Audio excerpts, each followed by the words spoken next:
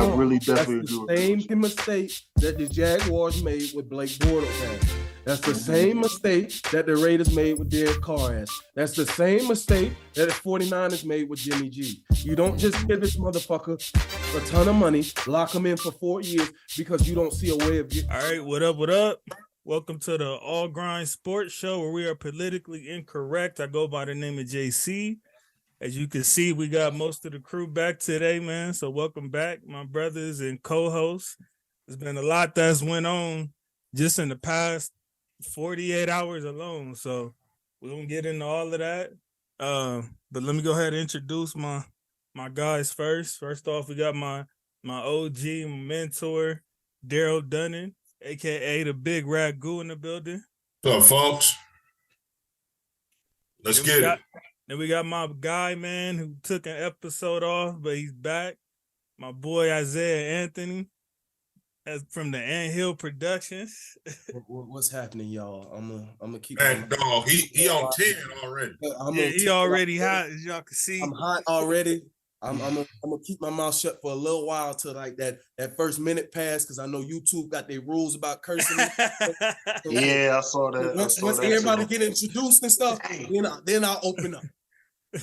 But I'm glad to be back. I really missed y'all. Yeah, glad to have you back too, my brother. And then we missed you too, brother. And then we got my guy already repping, man. You see the background, my boy Marvin Cruz, no big deal. I ain't gonna lie, that's kind of sweet. I'm gonna need you to chill out with posting all that good food on the gram, bro. Not in Atlanta. I be over here mouth watering. Yeah, man, I didn't know. I wasn't ready for all that either. Hands up, shoot, don't shoot. Hands up, don't shoot. That man be chefing it up, man. He need to bring that spit out here to the West Coast, man. He got it for you.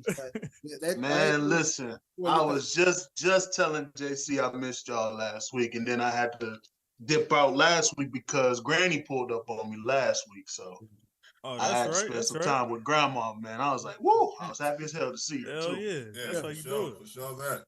But I'm happy to see y'all. Let's get into it. I know y'all just saw what happened. Yeah, right before we came on the show, Darren Waller to the New York Giants. Great damn trade for the Giants. So I'm gonna go ahead and say it. Fuck Josh McDaniels. You son of a bitch. You be sitting up there fucking lying the whole fucking time. It's Ziegler. It's Ziegler doing this though. I know, but my thing is you sitting up here capping. Just don't lie. Just don't lie to me, bro. That's the whole thing about it, bro. I get that Ziegler's responsible for playing the personnel. So how about you shut the fuck up and don't lie to me then? And let Ziegler say what the fucking plan going forward is. Because I'm sick and tired. I mean, you know how that goes. Jimmy G. Instead of trading up in the fucking draft, y'all went and got fucking Jimmy G. Are you fucking serious? Are you fucking? That's the plan. The draft ain't happened yet. I don't care. I don't care. I'm sick and tired of this shit. I'm sick and tired. Oh shit! I sat up there and talked shit to all my homeboys back home about the Jaguars and how they franchise was incompetent for so long. And look at this shit. Look at this shit. Look at it. Yeah. So based on you talk shit before they beat us. This was at the beginning of the season when we had got Devontae, got Trent, shit, and I was hot. And then we ended up losing to them, and they went to the playoffs, and we did. Man, what? Man, we blew a lead to them too. Oh yeah, absolutely. And that's the part. That's the part of Josh McDaniels where I'm suspect on him because I don't see him dialing it up like he used to when he was just the offensive coordinator. Look, Raiders fans, I got a question though. So between this Waller situation and between the Myers and Jimmy G, between all of that shit, what have y'all gathered? Like, what do y'all think the plan is supposed to be right now? I'm fine with. I'll take it. I'm cool with like how Big Ragu explained earlier. They're cutting costs. I understand that. Waller was expensive. He has been injury prone. My problem is, okay, you finally pulled the trigger now when the Packers offered you a second rounder last year. Mm-hmm. And that would have been a high second round pick. Right. So that would have been a possible starter for you. That's when my issue comes in. It's like he clearly lost value since last season though. Well, I'm saying I get that. That's what I'm saying. he was injury prone these last 2 seasons. Okay, pull the trigger back in November. Don't double back now for a worse trade. So you'd rather have stuck that out than take what you guys got for it. For me, yeah, because what the fuck? Are we a third rounder, bro? A third rounder, bro. Oh, trust me, if anybody feels you right now, it's me. You see what the hell we did for a third rounder. So bro, we'll get to that later, though. You know what? Now that you put it that way. Nah, let's get to that shit now. That was fucking stupid. That shit was wild what the Rams did. Now that you that was wild. I feel a little bit better.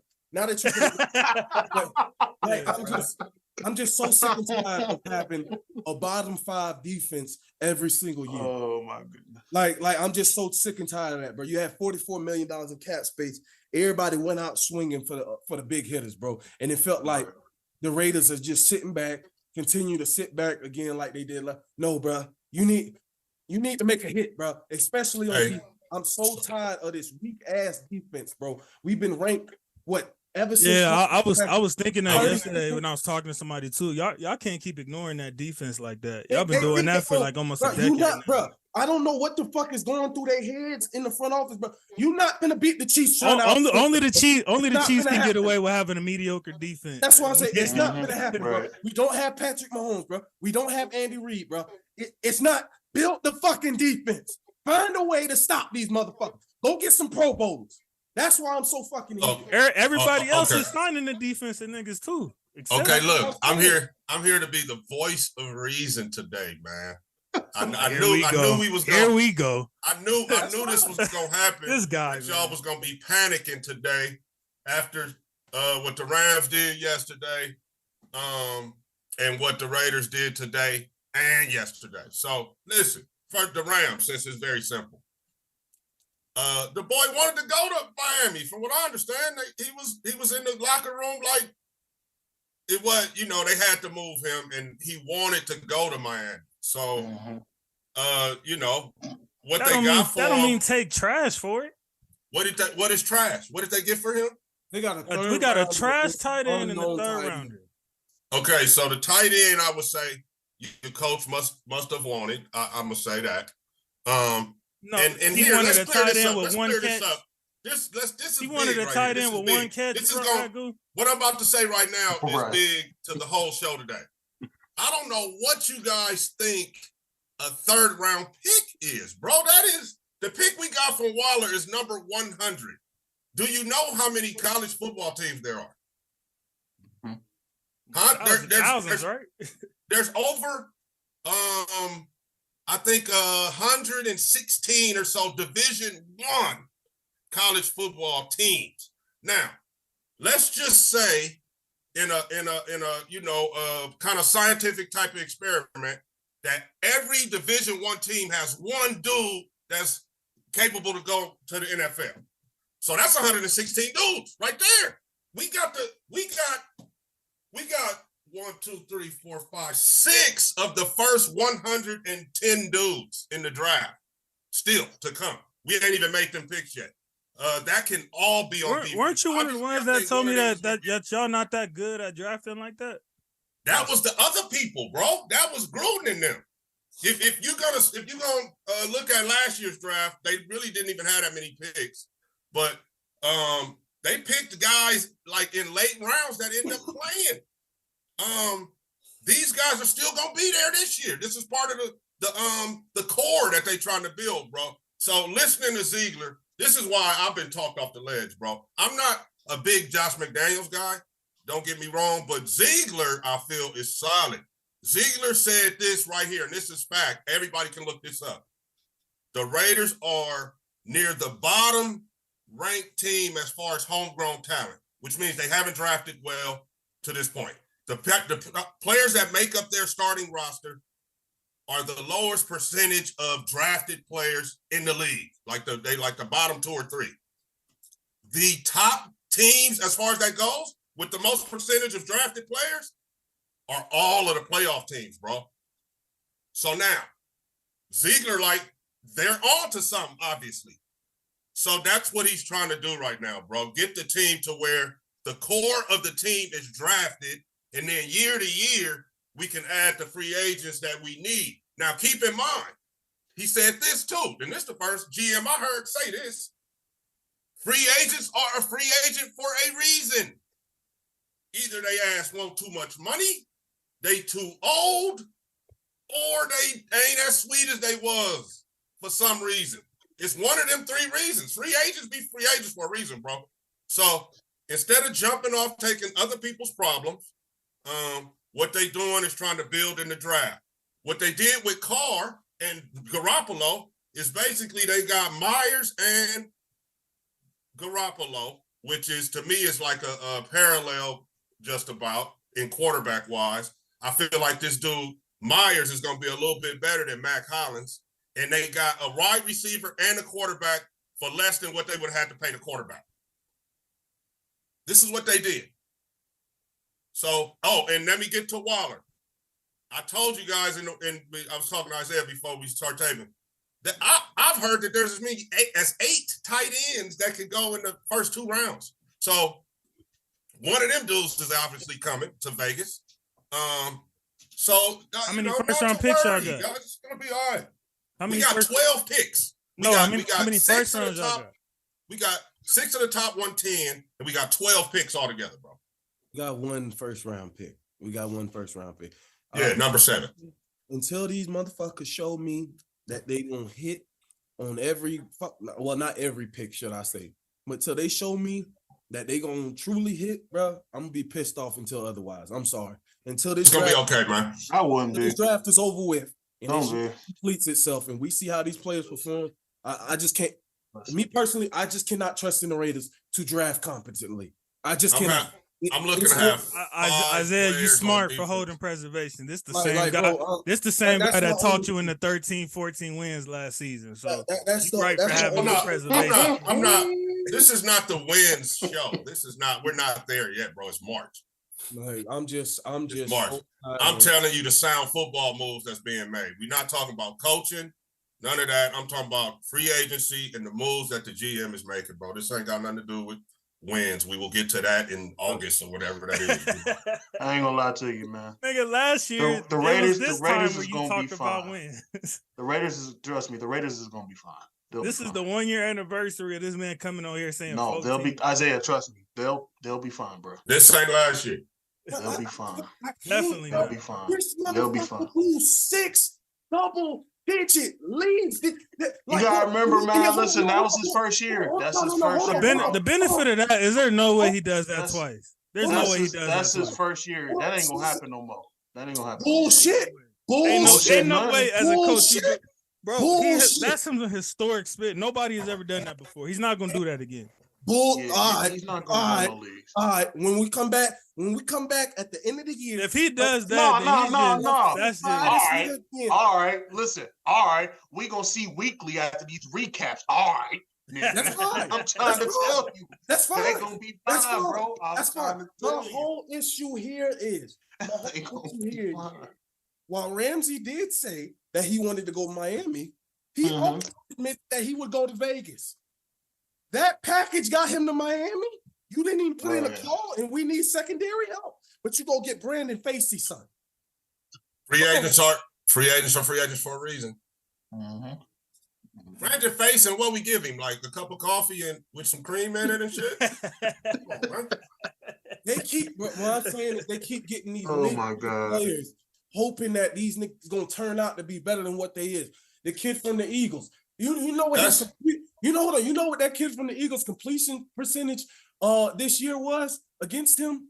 Probably 78%. 78%. He had 0 interceptions. We had something like Trayvon Merrick's. That's what I'm saying. We need fucking secondary help. Go for the big people, bro. I'm so tired of this shit. Stop being conservative. Be aggressive, bro. Just fucking win. Al Davis' motto, bro. He wasn't scared to be aggressive, bro. He wasn't no bitch like his son is, sitting in the office, letting these fuck niggas run this team into the ground. I'm so fucking sick and tired of this shit. They're very different. Al was in here doing his thing at this point right now. Mark is letting the football people do it, which is Ziegler. Which I'm telling you, Isaiah, if you go, I don't trust him. Google the past year or so and pull up as much as many articles with that dude talking as you can, man, and just trip off Ziegler. I'm telling you, he's solid. Now, I'm with you on Josh because in games, there's a couple games I feel like we lost because of him. So I'm suspect on him. Only a couple?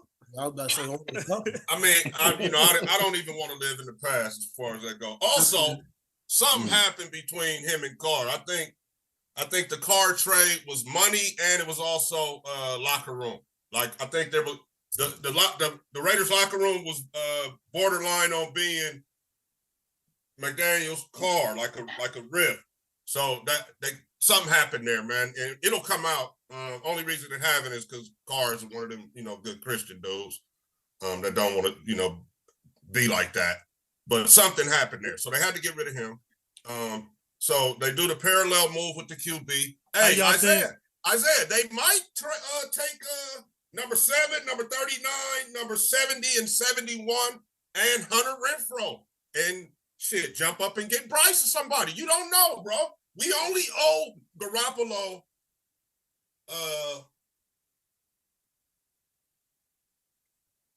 Garoppolo's contract guaranteed, bro, is $33 million. So, you know what I'm saying? They can let him start this year, maybe even next year, or even be a backup with that money because you got a quarterback on a rookie deal. You know what I'm saying? So you never know. Draft night or right now coming up in these last few days, hell, we may jump up and get Bryce or CJ or I don't know I don't know if we talked about AR-15 and Levis. Don't y'all dare do that. But those guys are the third guy. Don't y'all do that. This question for everybody. How y'all think Carr gonna do in New Orleans? Fuck Carr. I think New Orleans should be looked at as a playoff team.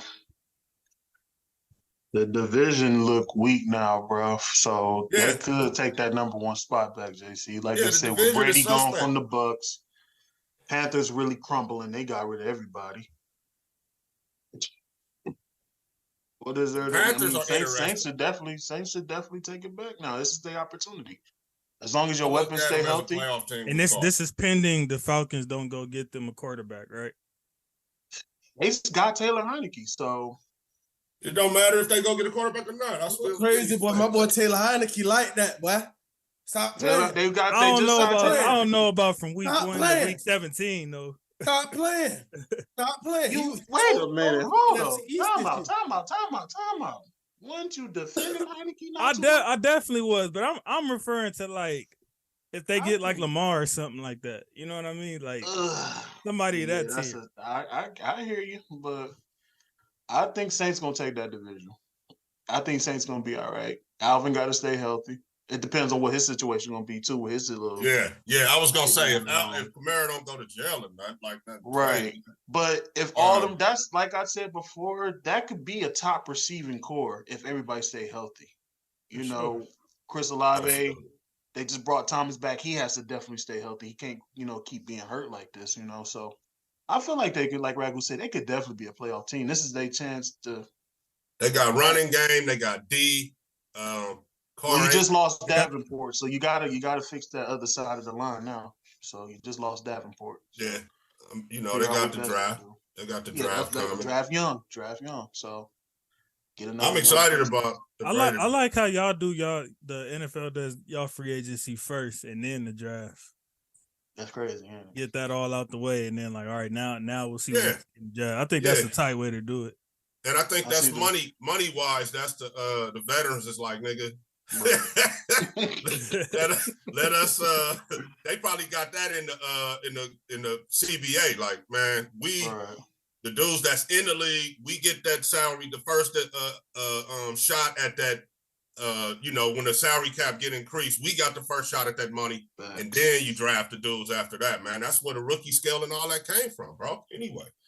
I'm thinking the Raiders they might surprise you, package up and get. There's even they could even try to wait to draft out, maybe even trade back and get the Tennessee kid that's hurt. I heard that he's been a big topic in the draft. So you don't know what the Raiders. I'm about to get a weird look from JC. Raiders is going to be number 2. They'll be fine.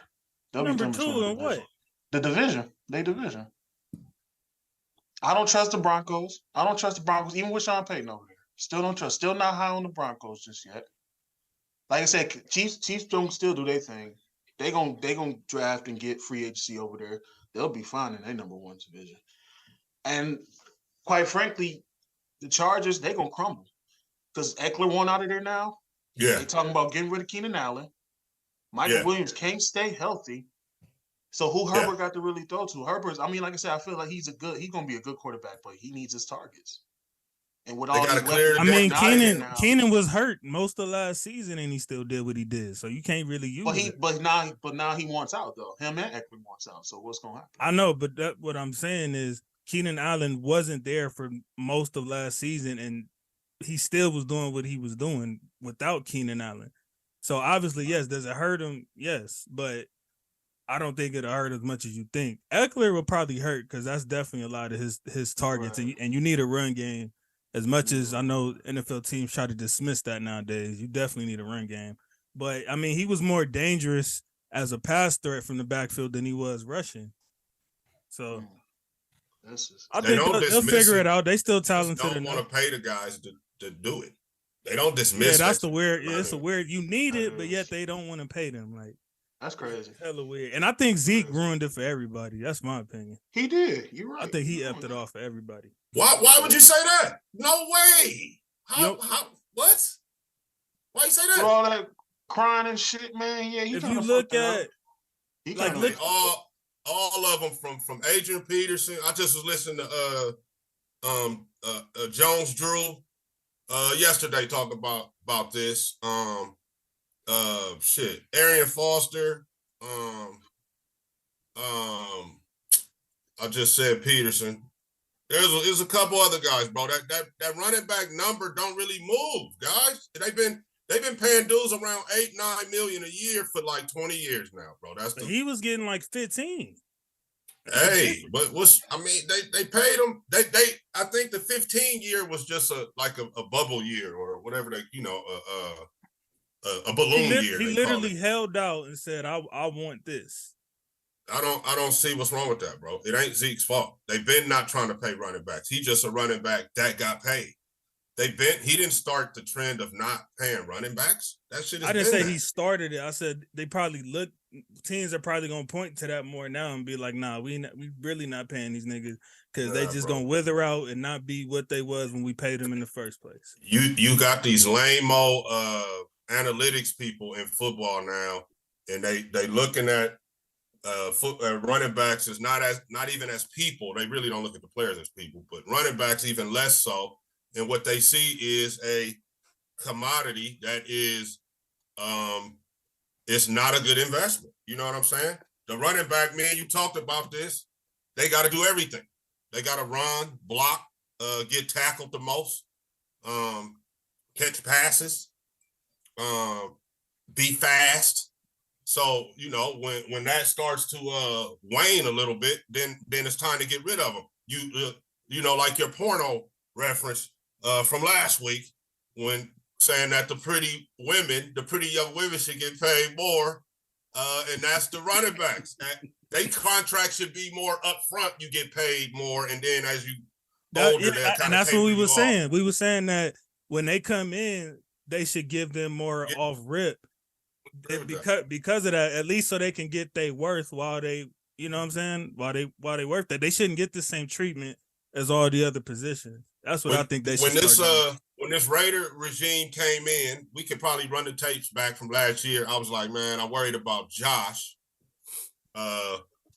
because this crew right here, these dudes from New England don't pay running backs. They known for that. And look what happened. They immediately didn't pick up his 5th-year option, and now they tagging him again. And that's after he led the league in rushing. If he hadn't led the league in rushing, I'm sure they would have been happy with letting him go. So it's just how the league. So how much he getting this year now, assuming that he plays? I think around 11, 10, maybe. Whatever the highest.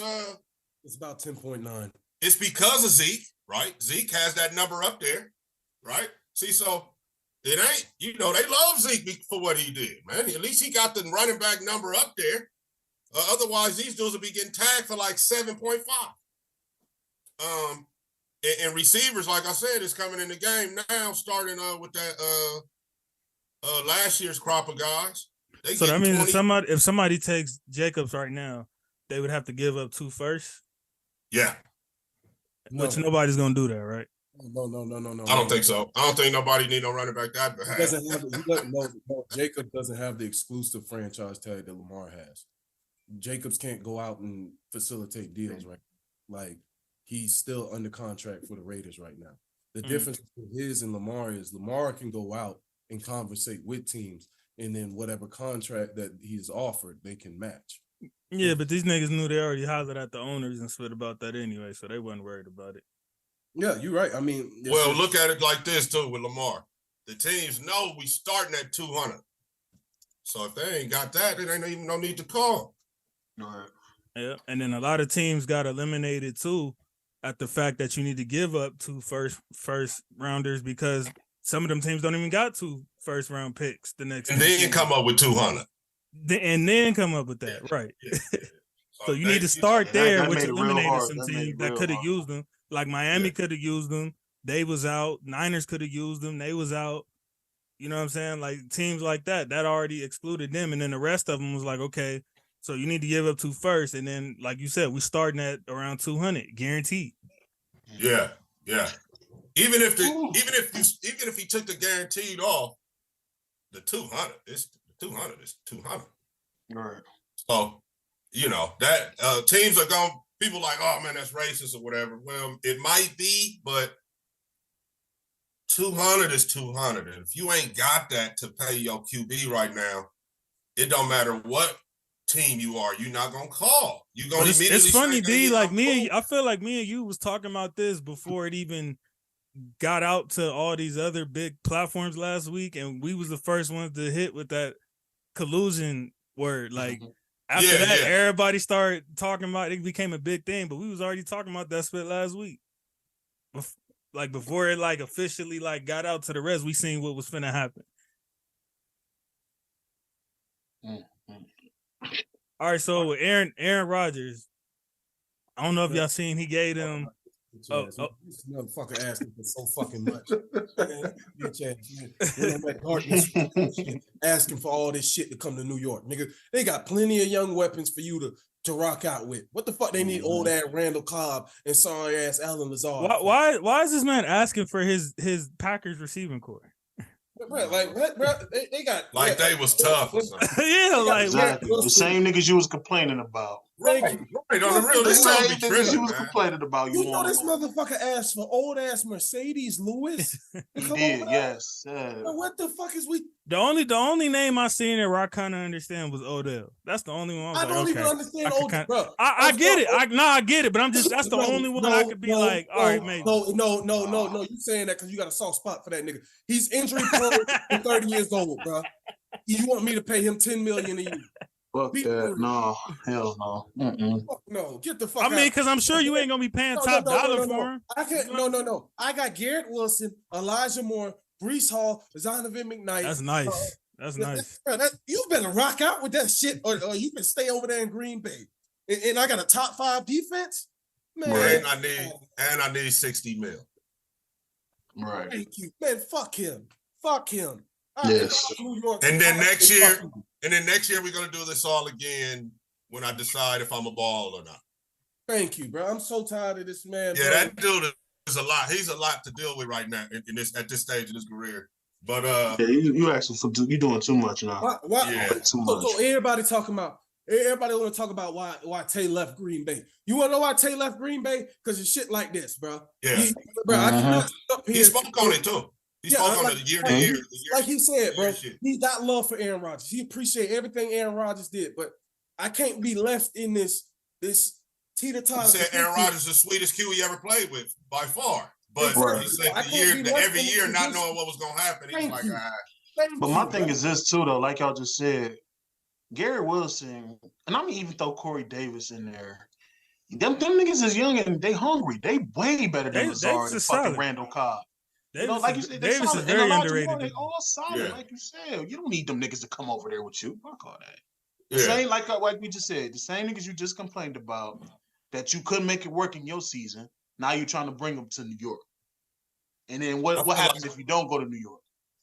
I feel like you just trying to get some dudes to hang out with you in New York. That's it. I'm talking about not football related, like off the field. Yeah, because I'm like, most of these niggas ain't starting over the dudes that Isaiah was just naming right now. So you're definitely not starting over them. You're going to tell me that you need a 38-year-old Mercedes Lewis who last year caught 6 passes for 66 yards. The year before, 23 passes for 214. This is what you need to be. Man, come on, bro. Come on, bro. Be for real, bro. That dude's a weirdo right now. Why you think I said, bro? I don't want him coming over here, bro. To pay him $60 million for that? No. No, these guys. If we would have been more in tune, Isaiah, to what Ziegler was on, like, I guess I basically have been ignoring the dude because once I start paying attention, Rodgers was never on the table. And the Jimmy G really was written all over these guys' thinking because it might be, and I think the dude from Stanford, I forget his name right now, it might be even a 2nd or 3rd round guy that they thinking about getting. And they're going to have Garoppolo play a couple years so they can try to develop the guy. Because one thing about McDaniels, he's a little arrogant dude, and he feel like he can get a dude that wasn't nobody tripping off of, like Tom Brady, even though he wasn't there when they drafted Brady. But I'm saying, look what they did with Brady. Nobody wanted him, so they feel like they can even find a dude like that with one of them 12 picks and let Garoppolo play a couple years and then develop this dude. So the Jimmy G thing, that's like a reunion then, right? It's a reunion, and he's a bridge. He's a bridge to something, but I don't know what. And listening to Ziegler, man, he wants to be one of the teams in the National Football League that has the most drafted players on their team. So, that's where we're at right now, man. We'll see. McDaniels is the And then y'all paid Myers for giving y'all that lovely throw last year. Hey, I said we must have hollered at him either before that game or after. Like, hey, you own because of that. Because no, but the reality of it is we owe Carr. They owe Carr 70 after March 15th or whatever this year, guaranteed. And they got Myers and Garoppolo for 58 for the same amount of time. So, Ziegler is doing his thing, bro. I don't know, Josh is the question mark, but Ziggs is legit. We ain't had no GM like this, maybe ever, bro. Reg used to kind of do his thing with less money. So I kind of want to give him a shout out, but now that the Raiders got a few dollars coming in and all that, Ziegler looks like a guy that's really, working this thing. I'm not mad at him. I'm not mad at him trading Waller. You unmuted. You muted, JC. I'm not mad at him trading Waller. I want to get into what y'all think of this trade right here between the Bears and the Panthers. Getting the first round pick, a number 1 receiver, and then like 2 other picks. Was that a fair trade? Did somebody get fleeced? What's y'all thoughts on that? The Bears fleeced the shit out the Panthers. You get a number 1 receiver that you needed. Then you get their number 9 pick this year. You get their first round pick next year. I think they get their 3rd rounder this year. And which might be a bad pick, like for them. Frank Reich loves these uber athletic quarterbacks, i.e. Anthony Richardson, who performed off the charts in every athletic aspect. I have said numerous times, as far as athleticism goes, Anthony Richardson is that guy. He is by far the most athletic quarterback in this draft. With that being said, he is probably the least pro-ready out of all the top 5 quarterbacks, Hendon Hooker, Will Levis, Bryce Young, and all of them. he has very bad accuracy issues. I've watched every game that he has played in. He has an arm. He can throw that bitch far, but he has no pinpoint accuracy, bro. He can't really read defenses that well. And I'm not saying that. I hope he does well. All right, Isaiah, is this gonna be one of them freezing cold takes in a few years? It's not a freezing. Just like how people, I'm not writing him off already, but it's going to take a lot of development to get him ready. Like, if you pick him with the number one pick, usually when you pick the number one pick, but you expect that guy to step in immediately and be a difference maker. Be the franchise guy. Yeah, I'm sorry. Completing under 60% of your passes is not NFL ready, bro. And like I said, bro, I'm a Gator fan. I watch this shit personally. You a Gator fan? Okay. I watch this shit personally. I don't hate Anthony Richardson, but it's gonna need a lot of development. Like, I heard he showed himself well at the combine. But that was all athletic drills. When I saw this motherfucker throwing at the combine, a lot of his throws were late, not accurate. And I'm just like, this is gonna be the quarterback you getting. Yeah, he can RPO. When is his pro day? Oh shoot, I'm not sure when Florida's pro day is. I got to look at that. But I mean, maybe he was. I don't know, but he needs some work. And just like people already writing off, what's his name, C.J. Stroud. I'm not finna write him off just because he coming from Ohio State. I mean, somebody got he's one of the best quarterbacks in the draft. I mean, his combine went well.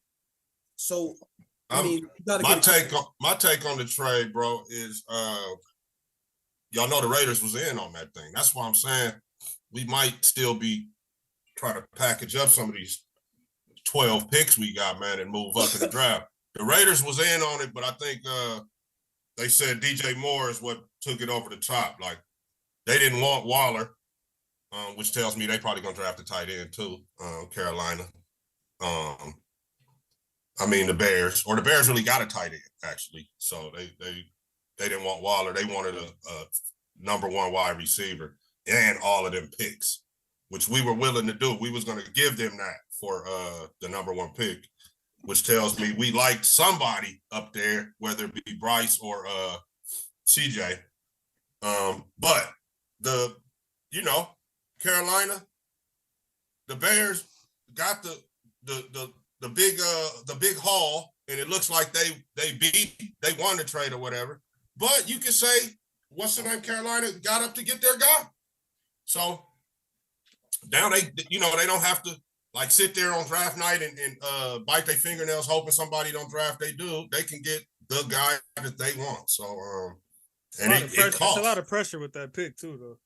Yeah, and that costs to be able to do that, but it is a lot. Ooh, they gave up a lot to get there. It tells me Bryce Young. I'm thinking Bryce Young. They think they got it. I'm gonna go out on a limb and say Bryce Young. We'll see. Draft recap or whatever. We'll see. Bryce Young to Carolina with the number one pick. Carolina. I'm just gonna say one word. Interesting. Like I said before, when they traded CMC, they're trying to tear everything down and really rebuild that team. I agree with everything y'all just said, from Isaiah to Ragu to what JC just said. It's a lot of pressure with the number one pick with these teams. So with that being said, I just knew DJ Moore was going to be some type of involved with getting that number one pick. I just knew it was coming soon, like Ragu just said. They want to really rebuild the Panthers. And also, to your point, Marv, is CMC was that what we were just talking about before, not wanting to pay a running back. That's this dude David Tepper, who is a new owner relatively. He just now realizing, okay, so you can't do it like this, huh? You got to try to get the rookie deal QB. You can't pay the running back all that money. Like, this dude is just now, he learning how to get his team flipping and bouncing now. And I think that getting up out of that CMC contract was what we was just talking about earlier about running backs all over again. Yeah, so great point with that. I had forgot they traded him. I mean, not really. I just want to think about that at this point. I just knew that they was going to try to tear everything down and just rebuild like they was.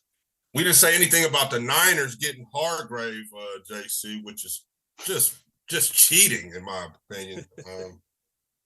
it's like, damn, bro.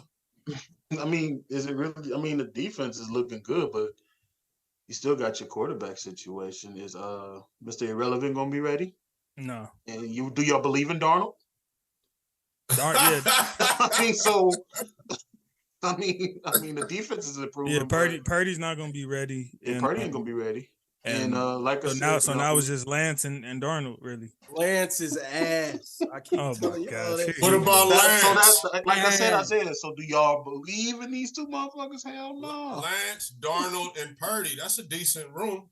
That is not a decent room. That shit is garbage. Oh, no. That is the weakest. Purdy is like your best bet out of that, and that nigga's not even gonna be there. I feel sorry for the dudes that got a hold on. So hold on, JC. You finally see the light that Trey Lance is. I don't see split. I don't know what to expect from Lance. I haven't seen nothing. He's shitty. I haven't seen enough from Lance to either. I only seen one rainy game, so I'm not sold on him. Chastise him. Like I haven't seen split. I haven't seen him play either. Like what am I basing it on? Okay, cool. So that's why I say it's not decent because it's like I don't like it ain't even. I know Darnold ain't going off of everything they gave up to get that dude. That's what I mean, John Lynch and them can't be that. They didn't blow the rest of the draft and the rest of their opportunities like that. So I'm like, let's see what they saw in this kid.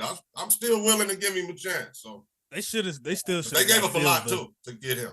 It was thought that they was trying to go up to get Fields, to not even chance it that he was gonna fall that low, which he ended up falling that low anyway. So it's like crazy. Yeah, he fell super low. So they could have got Justin Fields, and they definitely would have been cool. But I do like how the Bears, realize they got their guy and they going all in on defense and trying to give him his number one guy. It seems like they like covering all bases now, so they should be ready to roll. They see the Packers is not going to be who they have been in this past decade, so they got a chance to move up. Yeah. Finally. I mean, the Lions are on the come, and they are. Minnesota it might be a little good competitive between three teams this season. Yeah, everybody but the Packers. It's course, weird. Of course, the Packers gonna end up winning the division, right? Let's see go. But anyway, you think they're gonna win the division? No, I'm just saying, just because of shit. Oh no. Just because of how the NFL actually plays out most of the time. On paper, shit never works out. That's a fact. So football paper always looks better than what it is, man. It's facts, bro. But yeah, I feel sorry for the people the offensive lines and tight ends and running backs that have to actually try and block that Niner front seven. Ooh. Y'all seen Eric Kendricks to the Chargers? I did. Yeah, he comes home. UCLA kid. Didn't surprise me really. It was a good scheme fit, and he's an LA kid, so that was a signing that I and they needed a linebacker. Yeah, that defense stacked now.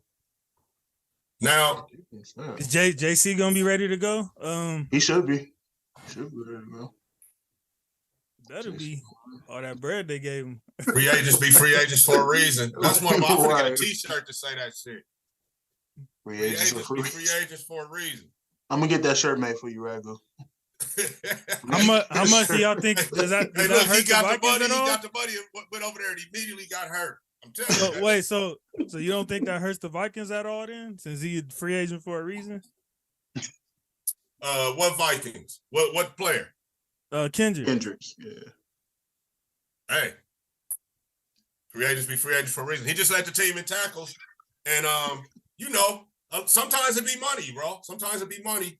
But it's usually money as related to performance. So like you ain't that nigga you was 2 years ago. We would have gave this to you 2 years. I'm not gonna lie, his coverage definitely fell off a bit. Like he was still a good tackler and stuff like that, but his coverage definitely fell off a bit. To where he used to be like ball hawking from that position. Yeah, like he was one of the better coverage linebackers out there, and now it's like he's regressed. I mean, you get older, younger players come in who are faster. You got tight ends running 4.4s now, so shit. I mean, it's hard to cover those guys when you 30 plus years old and you done lost the step. Like, so.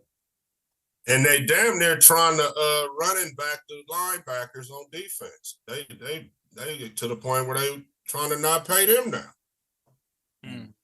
Just imagine you play inside. You gotta like try to get Kelsey and play the run and shit at the same time. And KC, they down there fake the ball or do some type of motion on 90% of the shit they do. And you in there trying to the dude Pacheco coming in there running all fast. And then you gotta watch the fly motion. And meanwhile, Kelsey finna come do a little something right in front of you. Catch that shit right in front of your ass. And then there are a lot to deal with. So that's what Kendricks just signed up for. And then the Devin McCourty retirement. Hey, the McCourty brothers, his brother got out of there last year. He out of there now. These guys, for me, represent some of the last of the kids that I played with on the NCAA college football game. Pretty much. All of those guys are about to be about done. It ain't too many more of them left. But the McCourtys definitely were two of the kids on there. Who was the better brother? Out of Rutgers. I think they were both about the same player, man. One could. I always thought it was Devin. One could cover a little better. I feel like one was hitting a little hard. Don't ask me which one. I don't know. I gotta go with Devin, man. He was more elusive than Jason. He was. To my honest opinion. A little bit better cover guy. But don't get me wrong, Jason can hit though. Jason can hit you though. He'll hit you though. Yeah, they on that Rutgers team with Ray Rice, they had a little squad. They did.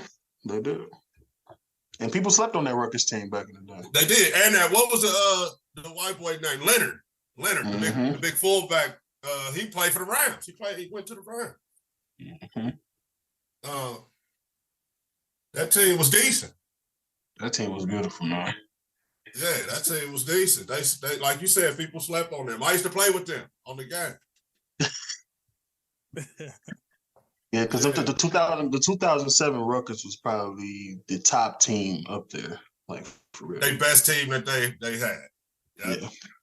Yeah. Then everybody started going to the league. So, who was the quarterback, Mar? For the Rutgers? I think he had a glass of iced tea in the league. I'm not quite sure who the quarterback was. Juice? I know the coach, Greg Schiano, he ended up coming.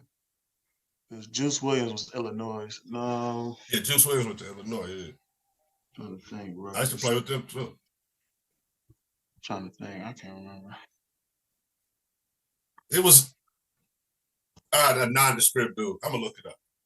But, yeah, anyway.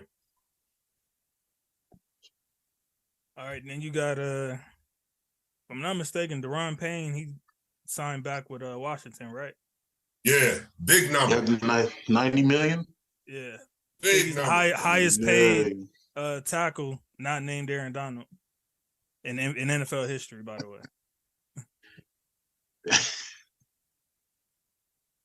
Yeah. Guy wanted, but hey. Hopefully he can make something happen.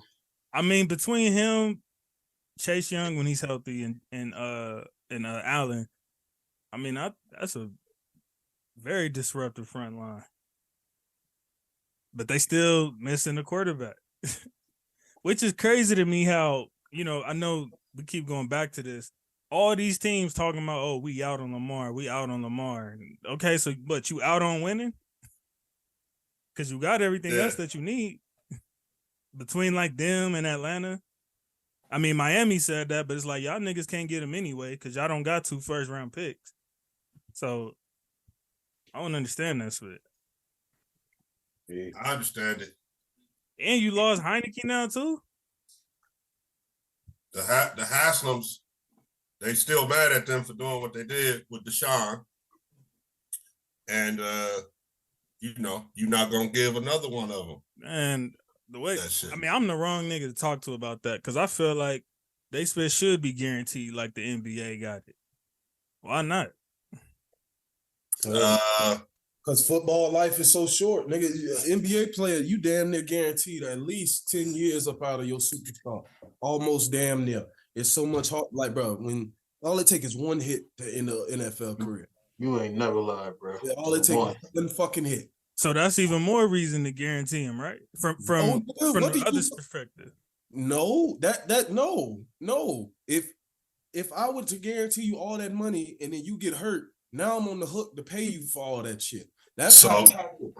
This is a hell of a topic, and I'm with you, JC, but also the practicality of it is I got to pay 53 dudes. Yeah, and, like in hoop, you know what? I got 12, 15 guys. Yeah, you can guarantee them contracts, but when you paying a quarterback that got hurt 2 years ago, you paying a QB that got hurt 2 years ago, and you still trying to win football games now. It gets tough. So I'm with you. I understand. I wish that it could be like that, but the nature of the whole how football is with how easy it is to actually maybe get hurt and not be able to play, and how many dudes it is. We ain't even talking practice squad people or nothing. No, you ain't got to include them too. It ends up just being too many guys. I've just never in my life seen the market change and the owner say, "Oh, we're gonna take the market back." I've never seen that. In what situation?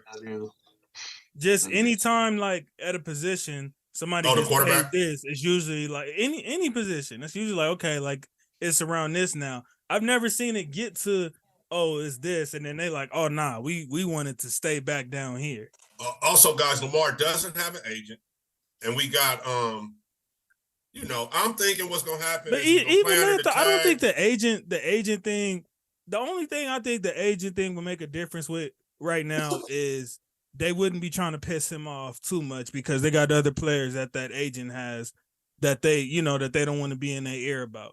But other than that, when you're a player like Lamar, you really don't need that spit. Hopkins didn't need it. Robert Quinn. Is Lamar working the phones? Is he working the phones though? Like, can he call Baltimore and say, "Hey, man, what's the name? Them just said this, so I'll come down off what I'm asking a little bit, and I'll take a deal like that from y'all." You know what I'm saying? Like little shit like that. And also when you're negotiating yourself, and the GM might have some comments or whatever about your game, man, and that shit will be taken personal or whatever. Whereas if your agent was in there talking to him, he ain't even got to really tell you what all they said word for word. It's just different, bro. And I feel like, if he want to really see if this thing is what we think it is, then let's wait for Burrow and Herbert and Jalen next year. Let's hold on and see what they gonna get. We all know that Burrow, Herbert, and Jalen are finna get paid. The whole problem here is that Lamar, they ask this motherfucker to shoulder the load every year. Don't go get him a wide receiver that's actually like, oh, you went gotten Rondale Moore and fucking Hollywood Brown, who damn sure wasn't no top tier receivers. At best, they number 2 receivers.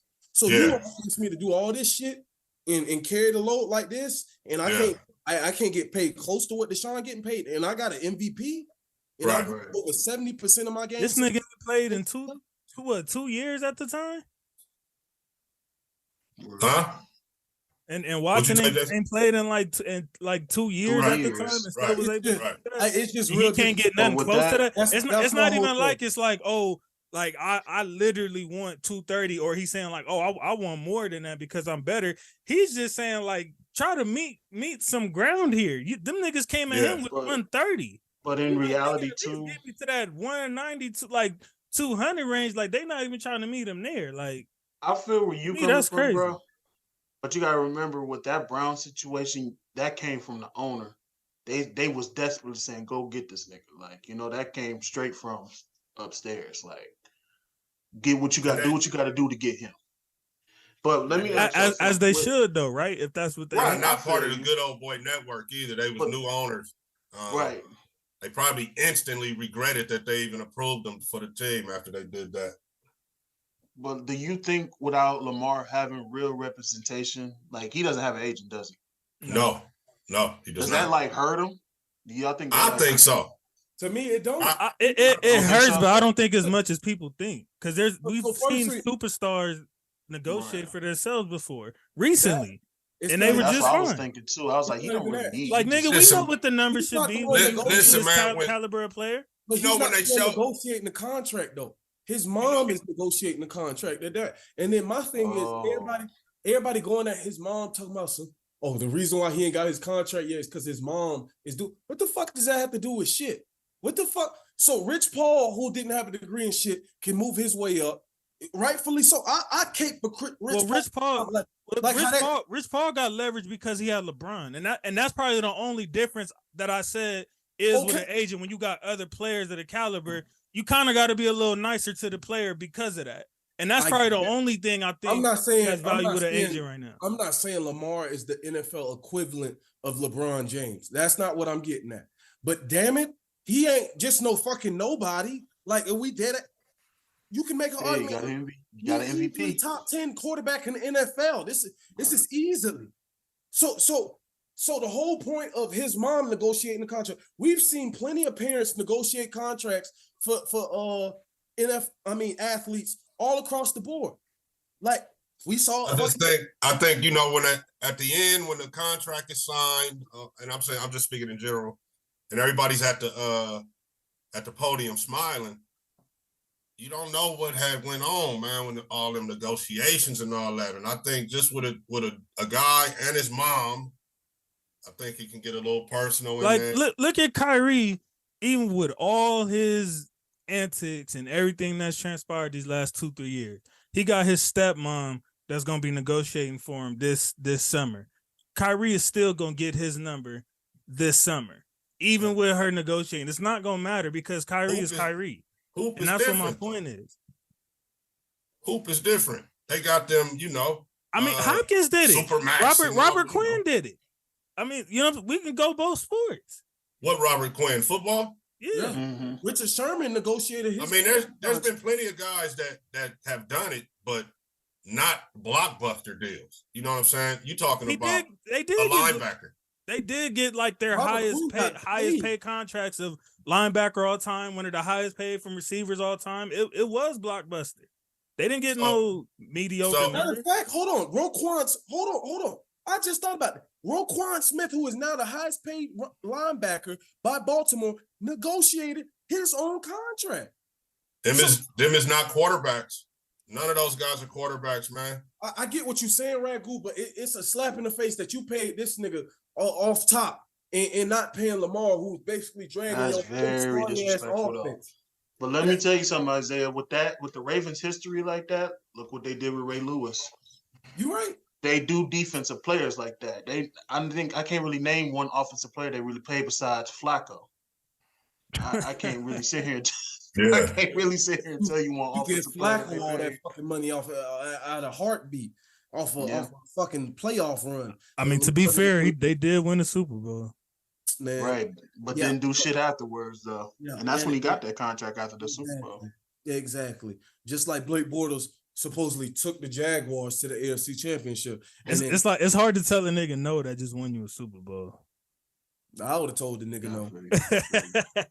I would have told the nigga. I'd be like, you played great, bitch. But no, you go ask for that money for somebody else. And that throw in the Denver game, and you almost blew the damn lead, man. While we talking. When them lights went out. And the AFC Championship, the throw to Torrey. Yeah, that's what got him paid. That got Flacco paid. Like I said, but I'm not gonna lie, bro. That run by Flacco, the ball like 80 yards. The greatest run that we may have ever seen from a quarterback in the playoffs. I agree with but you. I'm not paying a motherfucker off of 3-4 games. But that's what they do, bro. Yeah. Look what they just did with Roquan. You just paid this nigga $100 million off 6 games. That shit crazy. They paid Jimmy G a few years ago off. I mean, 6 games with that team. He had a resume. I feel you, but like you just literally got there though. You really gonna, I don't know. Like you said, I would have put that in my quarterback first, who's been, like you said, balling. You've been balling with bum ass Deshaun Jackson on your team. Come on now. They got Roquan Smith. Come on now. Come on, man. They got Roquan Smith. Any other top quarterback with that core, they're gonna be like, man. That's who played inside linebacker for them. Who? Roquan Smith and Patrick Queen. It's a solid defense. Don't get me wrong, but hey man, that's what we was just talking about, trying to cover that tight end and play that run. There's 2 dudes right there that on most days they gonna be able to do that. Yeah, but what tight end do they really got to worry about in their division? I mean, if you plan on going to Super Bowl, you got to worry about number 87 in red. Let's keep it real. That's in your division, though. I'm talking about in the North. I know what you're saying, Mark, but I'm saying, ultimately, if you're going to have to play them dudes and send them home. And if we keeping it real, last half of last season, Mark Andrews wasn't doing split. Oh, hell no. On top of all of that. It'd be easy to lock in on him after a minute. You got enough film. You done seen all the fakes. It's tough. See, that's what I think a lot of people know they ain't got no receivers to worry about. Let me say this too. This is something that's kind of off the whole thing, but I feel like people judge players on stats, okay, and rightfully so. But nobody takes into account the coaches that they was playing for.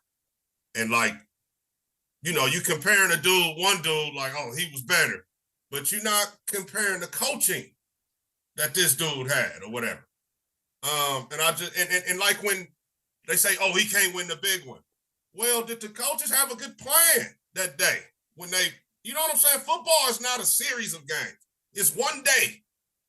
And sometimes, man, teams be getting out coached like this. The Eagles got out coached, man. The Eagles just got out coached. Let me ask you a question, OG. And Jalen made the one mistake. That's a solid point you just said, but give us an example of like when did that happen? Pairs, with different coaches and stuff. Okay, so I just said that the Eagles, I feel like, got out coached, right? They did. Right. So say Jalen never gets back and never wins a Super Bowl. He's going to be a quarterback that never won. But when his team got there, his coach is really the ones that got out coached that day. It wasn't, he couldn't win. He actually played well, except for the one mistake.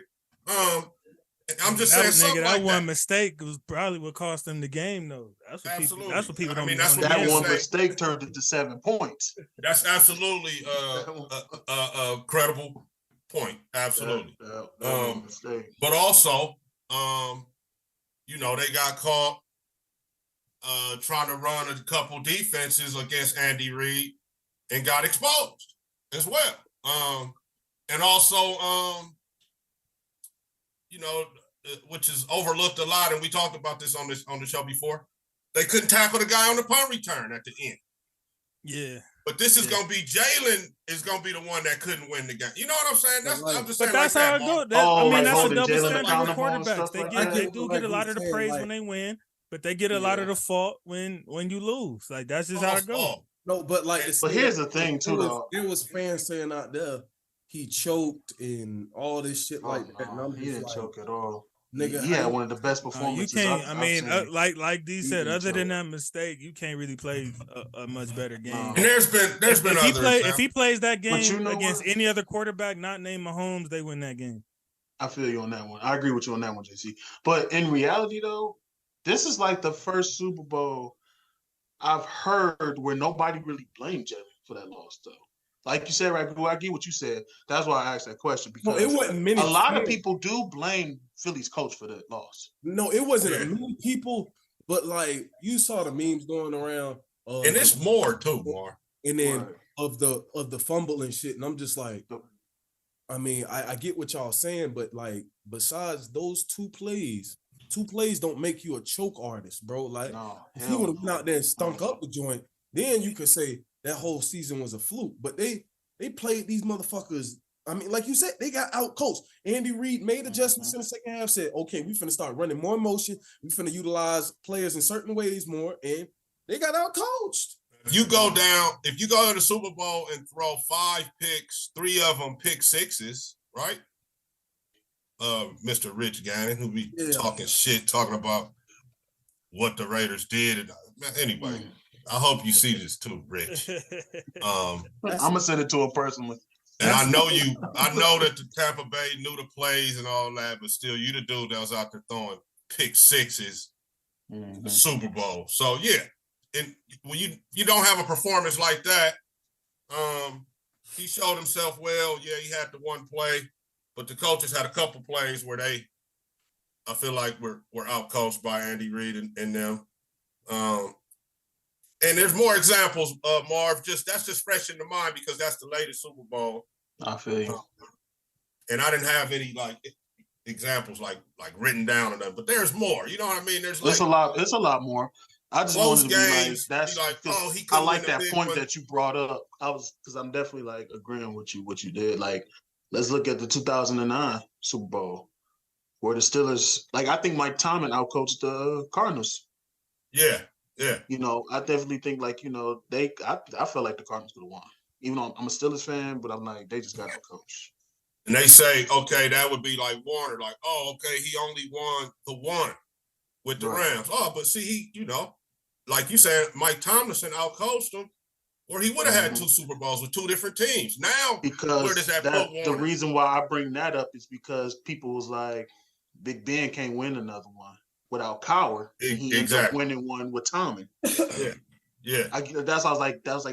That's why I applaud what you said. Like, that's dope. And like say we go way back when, way back in the game when some of those huge playoff games, we could go play by play on who end up winning. And then the guy that doesn't win the game, let's say Craig Anderson that used to play for the Bengals back in the day. They lost to the Niners on the last drive of the game, right? Yeah. So that's the difference between this dude being a Super Bowl winning quarterback and not. And it could have been the D got in the wrong coverage on that last. You know what I'm saying? It's just it's a lot of football. It's so much to it, man. That I get sick of the he never won one stuff. With so much behind it, you can never blame one guy. You know what I'm saying? Unless you do 5 interceptions, 3 pick six. Even though Isaiah does it to Aaron Rodgers all the time, but hold on now. This is not that bitch is a choke artist. That bitch is a choke artist. And I will stand on that shit. You don't have number one the number one receiver and shit like that, and they hold a team to 10 points, and you consider one of the greatest quarterbacks of all time and put up what 3 points? Fuck out of here. You hold on. Same nigga who sit up there and call Jared Goff fucking trash for putting up 3 points in the Super Bowl that only had what? Hold on, 16 points put up? Yeah, you motherfucker. I'm talking to you, JC. You talking about the one-time Super Bowl appearance, one-time Super Bowl champion Aaron Rodgers that for some reason every year his team doesn't make it. I don't know. I watched the Niners just run the ball. Aaron Rodgers is closer to Drew Brees than he is Tom Brady, and that's a fact. I mean, that's not. That's not really a. What you finna say, JC? They both got one. I wouldn't call that slander. I wouldn't really call that slander. I mean, they kind of in the same ballpark. I mean, that's you know what I'm saying. That's fine. But my whole nobody ever said Rodgers' greatness was to Brady's. They felt like everybody be sitting up here saying, "Oh, Aaron Rodgers is the GOAT." No, wrong. When they say that, they're talking about he's not better than Steve Young. They're talking about talent. Not better than Joe Montana. He's not better than Tom Brady. He's not better than Peyton Manning. He might just barely be top 5. I don't know about that Peyton Manning stuff, but motherfucker Peyton Manning got it done twice. He's not better than Manning. He didn't get it done twice. He did not get it done twice. Stop playing. Who didn't get it done twice? Peyton Manning didn't get it done twice. So he wasn't on the field. He wasn't on the field. Oh my god! I don't give a fuck if he got killed. So okay, let's cut out that Super Bowl. Let's cut out that Super Bowl then. How many Super Bowl appearances does Peyton Manning have as the guy? 3 of them bitches. 3 of them bitches. That's it. That's not including the 4th one that he got carried to, right? That's the right. Aaron Rodgers has fucking 1 time he got it done, and they dick suck this bitch ass nigga for I don't know why. It's always somebody else's fault. No, it's that fucker. He's a choker. He's a choker. He's Phillip Rivers with a Super Bowl ring. Wow. But let's go to the so what Ragu was saying earlier about coaches and stuff like that. Let's go to the 97 Super Bowl where people was blaming the Patriots players for not beating that bitch Brett Favre. Oh. That's another example. Patriots was playing good. They just got out. That's another example I can really throw out there because they ran a kickback, right? I don't know if I hate him just as much as I did. I cannot fucking stand Brett Favre for personal reasons. Can't stand his ass. Yeah. I fucking hate Brett Favre. If I ain't gonna lie to you, the JC, I know this your show. If I see Brett Favre on site, it's on site. I fucking can't stand Brett Favre. I cannot stand this man with a passion. I just hate him. Yeah, I'm like, this nigga really. I don't like how he's suing my boy right now. That is some bitch shit. Like for real. I don't. Bro, the shit crazy. The shit crazy because it's funny because I don't know if y'all know. It's some girl on TikTok. She be going around doing hair in Targets and shit, right? So I think I seen that shit. Yeah. So she asked her fans to supply her with $70K on GoFundMe so she could go on a Target tour. Meanwhile, she just did over $1 million in sales for her like wig glue or whatever. But you want us to donate to you for $70K. So people started pulling up tweets from just a year ago, like less than a year ago, of her being like colorist, saying certain like things that just ain't right for people to say at all, especially as a Black woman. Wow. She sat up there and said, I'm gonna just start suing y'all for defamation. How the fuck you gonna sue people for defamation for some shit that is known and proven that you said it did? This is the same shit that Brett Favre doing. Motherfucker, we saw that shit said, would it be linked back to me? What the fuck? What are you suing? You know what the lawyer tried to say? You know what the lawyer tried to say to clean that up? They tried to say, because celebrities want to stay anonymous when it comes to that. So that's what he was referring to. Yeah, they want to stay anonymous because it is public news that you was out here stealing welfare.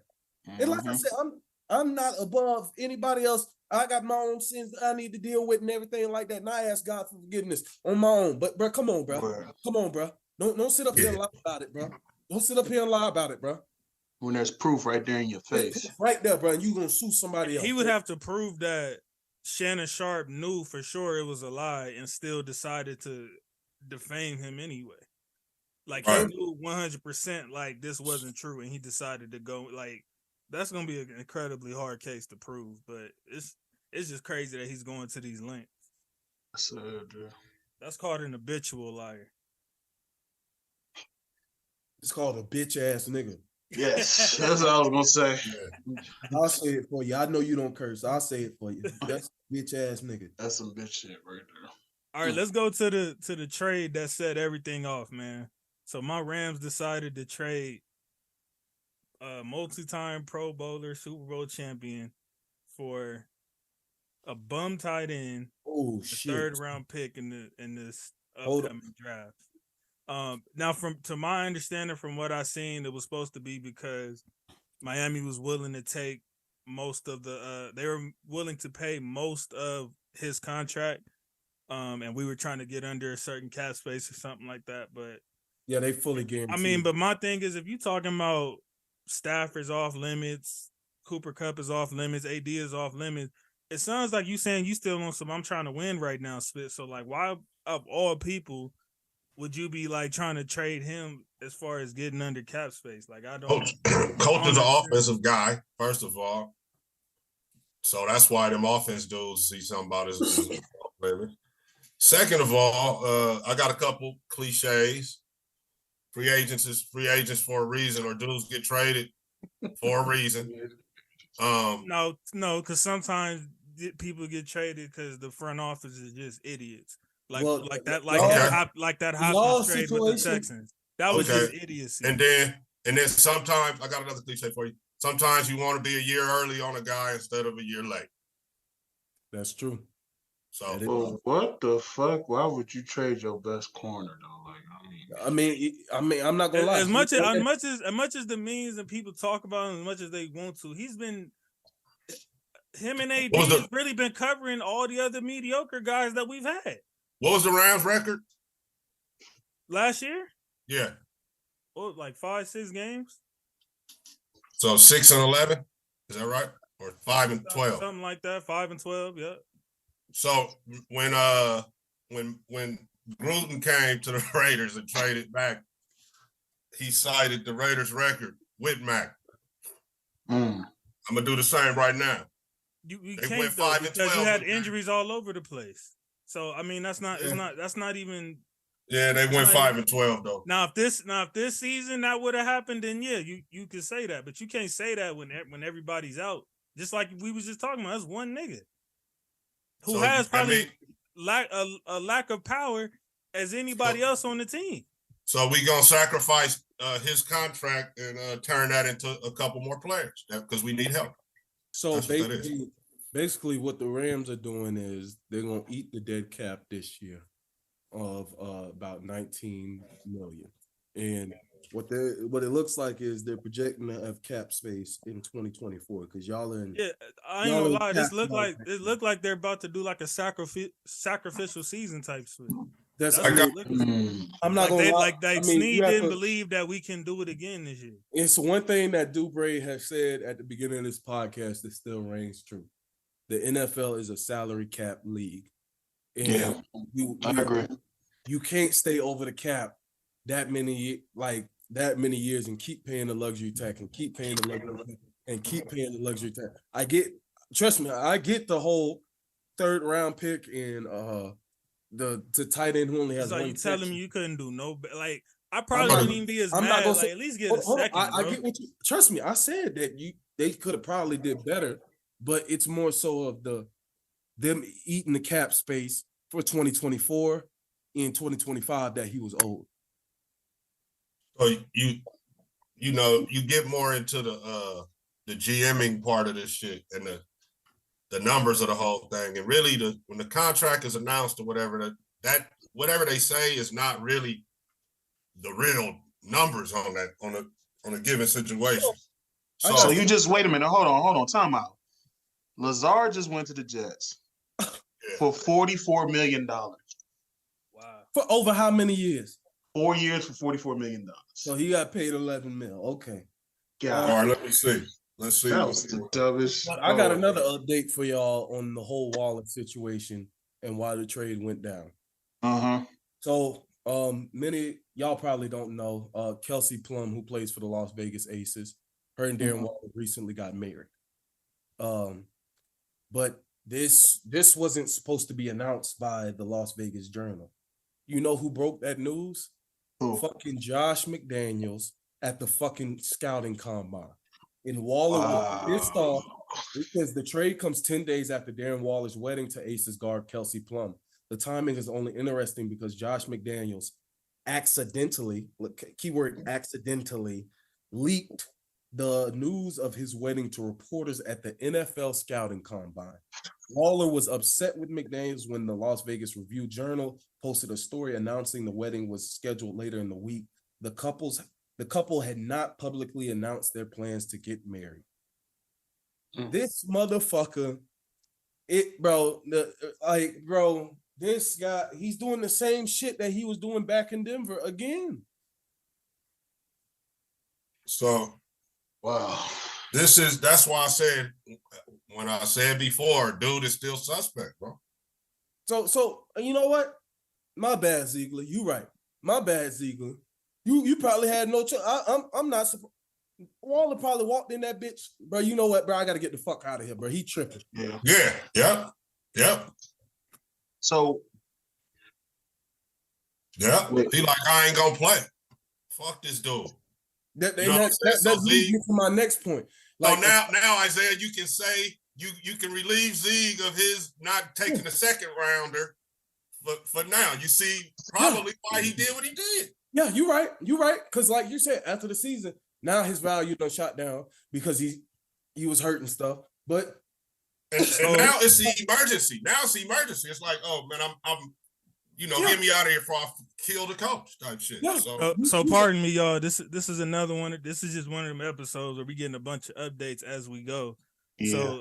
So Lamar Jackson just replied to one of the Baltimore accounts saying that he turned down $200 million guaranteed. Yeah, he said it was 3 years. He's saying that that's cap, and they offered him $133 for 3 years, fully guaranteed. That's what they offered him.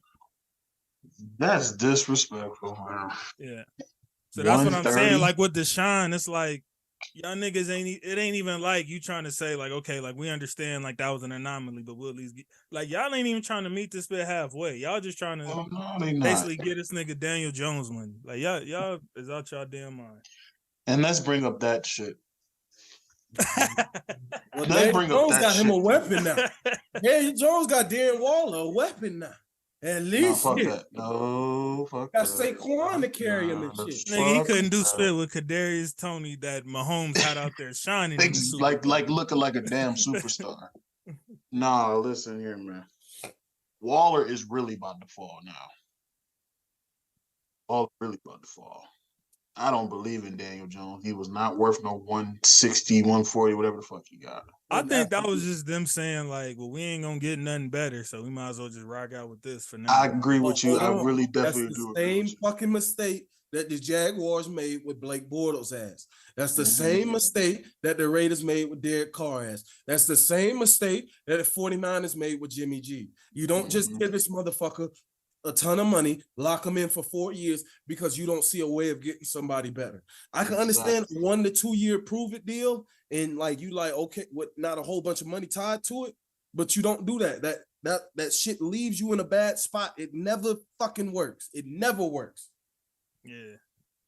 I mean, the Giants being so bad, they like, damn, well, we'll take this rather than winning 3-4 games a year. But then you're not getting him no weapons. Like, you're signing Sterling Shepard, who ain't done nothing in nearly 6 years. Like, what the Barkley's tagged, so I guess we. Hey, look, for example, on the numbers not being the numbers. So last year, the Raiders, everybody's like, the Raiders went crazy. They signed Carr, Waller, and Renfro and Adams. If they get rid of Hunter Renfro by Friday, they save the $14 million for him. See, so the shit don't really be what it is. They didn't pay Carr. Carr money wasn't guaranteed. They didn't let it get to that. Waller, they just traded after paying him. And Renfro, if he's on the team by Friday, I would say shocked. I'm going to say surprised. I'll be surprised if Hunter Renfro is on the roster by Friday. Like, whichever way, trade or cut or whatever. It's just my thing is this motherfucker McDaniels is the reason why Ziegler is having to do all this work around and shit, because it's more and more that he's the fucking problem. He is, bro. Room guy, because Derek Carr sat up there and denied a trade to fucking New Orleans and decided to be cut for that fucking it seems like for that fucking reason, the way that they handled his situation. I said you might as well let him rock out for the rest of the season. At that point, what the fuck did you need to see in Jarrett Stidham? So he got to have his boy back, Isaiah. So I'm talking about Ziegler and Josh. So Carr was probably pissed at both of them. Like, oh, fuck these dudes. Yeah, what I'm saying is he's putting Ziegler in such a fucked up situation. Because he has to have his back. The coach got to be on the same page. I 1,000% agree with that. So now at this point, motherfucker Renfro probably finna be gone. Josh Jacobs seemed like he finna be gone because he had said, I'll play under the franchise tag if you go out and get some big name guys who can help us win immediately. And that's not happening right now. Right now, it seems like I'm cool with, okay, you want to build through the draft, okay, cool. But now the players that you have that have been drafted here that were hits won't out because of Josh McDaniels. Ziegler, let me ask you something, brother. Look at me right here in the camera, Dave Ziegler. Will you fire your boy if it comes to that? Please. I think after this season, if he has a dog spit year this year, then yeah, I think he's going. My thing is, they came here together, JC. You know, right? It was kind of like but at a certain point, it's gonna be you or me. Right. Yeah. It's gonna come to that at some point as well. I mean, but does he do that on the loyal tip? Like both of us going. You know what I mean? Like, yeah. But my thing is, it's just like neither one of these dudes is Raiders. Firstly, let me get a shout out to my boy RG. This is the same shit that he said would happen. He said that he left a bad taste in Denver's mouth because he was a shit human being. And then he went around and interviewed with the Colts. And then once the Colts hired him, I'm going to pull back. My bad, y'all boys. And that was fucked up. Then sent the Colts back. So it's just like, first time, how it go? You fooled me once, shame on me. Fooled me twice. No. Fool me once, shame on you. Fool me twice, shame on me. Twice, shame on me. My bad. I'm fucked up over here. Fool me 3 times. Fuck the peace signs. Load the choppers up and let it rain on you. Get this motherfucker out of here. Get him out of here. But let me jump back to the Rams real quick. Do y'all feel like that Ramsey trade was to get more help on the offense, or do you like JC just said? Do you feel like it's going to be a sacrifice season? I don't think it was as much logic behind it as he's trying to make it seem. I just think it was an idiotic trade. Snead is thinking too much, and it's like, what help is you talking about on offense that you trying to get? Like AD and Ramsey have been carrying that defense for a better part of this last decade. Like, I don't understand that. They had all these mediocre defensive players looking better than what they was. John Johnson went to the Browns. He ain't do spit. Troy Hill had left, didn't do spit when he left. Leonard Floyd, he was cool, but he wasn't doing that type of spit like he was doing with us once he came over here. And I disagree with that. I disagree. Leonard Floyd was a good player. He was not doing on the Bears what he was doing on the Rams. I wholeheartedly disagree with that, but go ahead. Same thing with Corey Littleton, y'all boy that y'all had. He wasn't doing the same shit over here. Oh, y'all sold us a sack of gold medal flour and told us it was a hey, wait a minute. Hold on. Time out. Littleton don't count. He's St. Louis Rams. He was here with us a couple years, nigga. He was he said he came from. He was the STL. He was in LA, Rams. Nigga. No, that counts. Fuck that. No. Hey, JC, y'all straight sold us a bag of flour, bro. It was a brick of raw. I thought we finally had got our. I ain't even gonna lie. Even Johnson, that nigga had me fooled until Browns fans start complaining. Like, nah, man, this nigga. I think we had him playing out of position, honestly. But he was out of position in the Browns for real. He was, and for us. What was the other? That's what we got. The other safety we got from them too. Oh, LaMarcus Joyner, but they tried to Joyner. But he was far we had him out of position. This motherfucker Gruden turned him into a slot corner. And gonna make that shit work. Yeah. So I just feel like Littleton was, oh my God. I just feel like between Ramsey and AD, they were getting a lot of these guys paid or getting to other teams where they was getting paid over there. And it's like, I don't think that's one of them situations where it's like, we'll be able to just put a Band-Aid on that and be all right. I think we're gonna feel that a lot. We're gonna feel that a lot. And it's like you couldn't at least get some type, like Miami just became that much more Super Bowl contending ready. They still got Xavier Howard. They already had Hightower, and then he just added this nigga to the other side. I think Howard gone. No, is he? Howard, he is still there. Yes, he's still there. Yikes.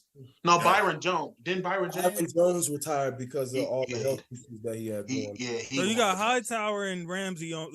So Ramsey's probably gonna be guarding your number 2. Like. No, there's no world where that happens. Miami. I don't know. They don't have to travel anybody. They just come to either side and get this work. Yeah, so gave Bradley Chubb all that money. I don't like I said. Other than the money part, I just feel like the Rams gave up on us too early. Mm-hmm. I really think they felt like we not about to do nothing this year, and they weren't willing to give it another shot before tearing it all up. And I think that was just a matter of time. You want to know what's so funny to me? Y'all just traded Darren Waller, right? Mm-hmm. Yeah. What if old man's Mercedes Lewis go to y'all? That's what I'm over here laughing about. Please don't. I don't think we're gonna mess with him. I think we re-signed. Isn't y'all backup? Ain't that nigga hard him, though? As a veteran, we might. Don't y'all got a backup tight end that was hard though? Or am I tripping? Foster Moreau is no longer under contract, and they're letting him walk and test free agents, which makes it makes no sense. So if you try, I'm guessing y'all finna try to re-up with Waller, Moreau or whatever, or like he said, they apparently finna draft somebody that they like.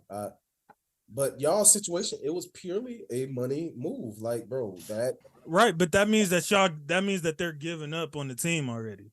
And that's what I have a problem with. Nah, not at all. Last year was injury riddle, bro. That wasn't a real year to evaluate. So you feel like y'all was a Super Bowl contender this year? Bro, what reason do you have? Hold on, Isaiah. What reason do we have not to think that? It's a yes or no question. It's a yes or no question. Yes, I do. Yes, I absolutely do. So y'all better than the 49ers. Bro, Isaiah, you can say that the year we won the Super Bowl, there's teams that we wasn't technically better than. So what I'm saying is, if we had just won the Super Bowl and we ran it back with that same team, but they was injury riddle, we really didn't get to see if we really could have went back to back or if we could have got one again. You don't just win a Super Bowl and just say, "Oh, we just gonna blow this team up" because they don't look better than the Bills on paper. They don't look better than the Chiefs on paper. They don't look better than this team on paper. So we just gonna blow up the team that just won a Super Bowl. That makes no sense. Dudes get traded for a reason. And I'll be a year early on a guy before being a year late on a guy. Firstly, like I said, bro, there are plenty of teams in better position than y'all right now. Bro. There was plenty of teams better in position that year as well. Bro, the fuck there, JC, stop the cap, bro. No, stop. We not doing this, bro. Y'all. We wasn't the Super Bowl. Y'all loaded up the table, bro. Y'all wouldn't got everybody that y'all need to go. We weren't the Super Bowl favorites, bro. So what are you talking about? Bro, I don't get, bro. As soon as y'all made that Von Miller trade, bro, and signed OBJ, bro, what y'all was top 3 Super Bowl favorites, bro. Right, but we still wasn't the favorite. Stop. Right, but we still wasn't the favorite. Bro, so because you're not the number 1 favorite, don't mean that you don't have a very good chance of winning the Super Bowl. I didn't say we didn't have a very good chance. There's always 4 teams. How did we? So you're saying Von made that much of a difference to where we have literally no chance? Go ahead. We have no chance if we lost Vaughn. That's what you're saying? Let me know when you're done. I asked you a question. Let me know. What's the question? I said we had literally no chance because we lost Vaughn. That means we had no chance to win the Super Bowl? Did I say that? You are saying that. What are you talking about? No. That's not what the fuck I said. That's not what the fuck I said. Then what's your point then? What is your point then? Because you literally just asked me as if like there's no way we're gonna win the Super Bowl. Ragu or Marv, did y'all hear me say that shit? Is that what I said? Oh. What I'm telling you is from year to year, I told you this shit. From year to year, NFL teams change drastically every single year, especially if you make or win the Super Bowl. We're seeing it right now with the Eagles, and we're seeing it right now with the Chiefs. Orlando Brown is gone, but they having to re-up again, right? Right. And the cap, man. You know the nature of the y'all thing. Y'all have been over the cap for at least 4 years, paying luxury tax, which has put a hindrance on what you can do in your trenches, i.e., what you said. Your O-line was trash last year, right? Another one due to injury and Whitworth retiring, yes. JC, y'all O-line was gonna be trash regardless, bro. That line was not built well, bro. Y'all need money to beef up that line. And because Ramsey, who plays cornerback, and he is now 28 going on 29, I'm not saying that he has fallen off yet. That is not going.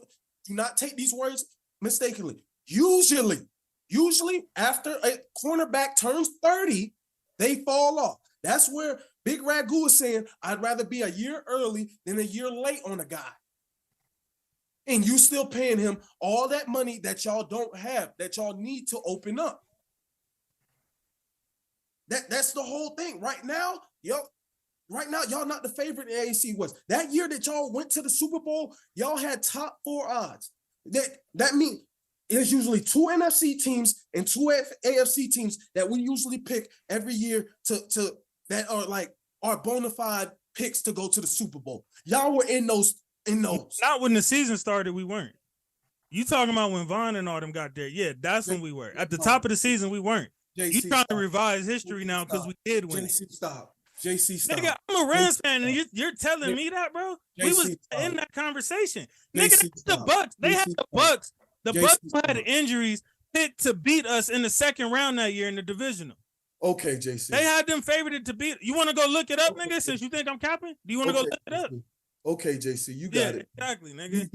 You got it. And like I said, fuck Vegas. I don't give a fuck about Vegas. I done told y'all that shit 20 times. Y'all had one of the best rosters in the NFL, period. Even before Vaughn got there. You were talking about favorites, bro. I'm telling you, we weren't in that favorite. Y'all had 2 Pro Bowl. Who was the favorite?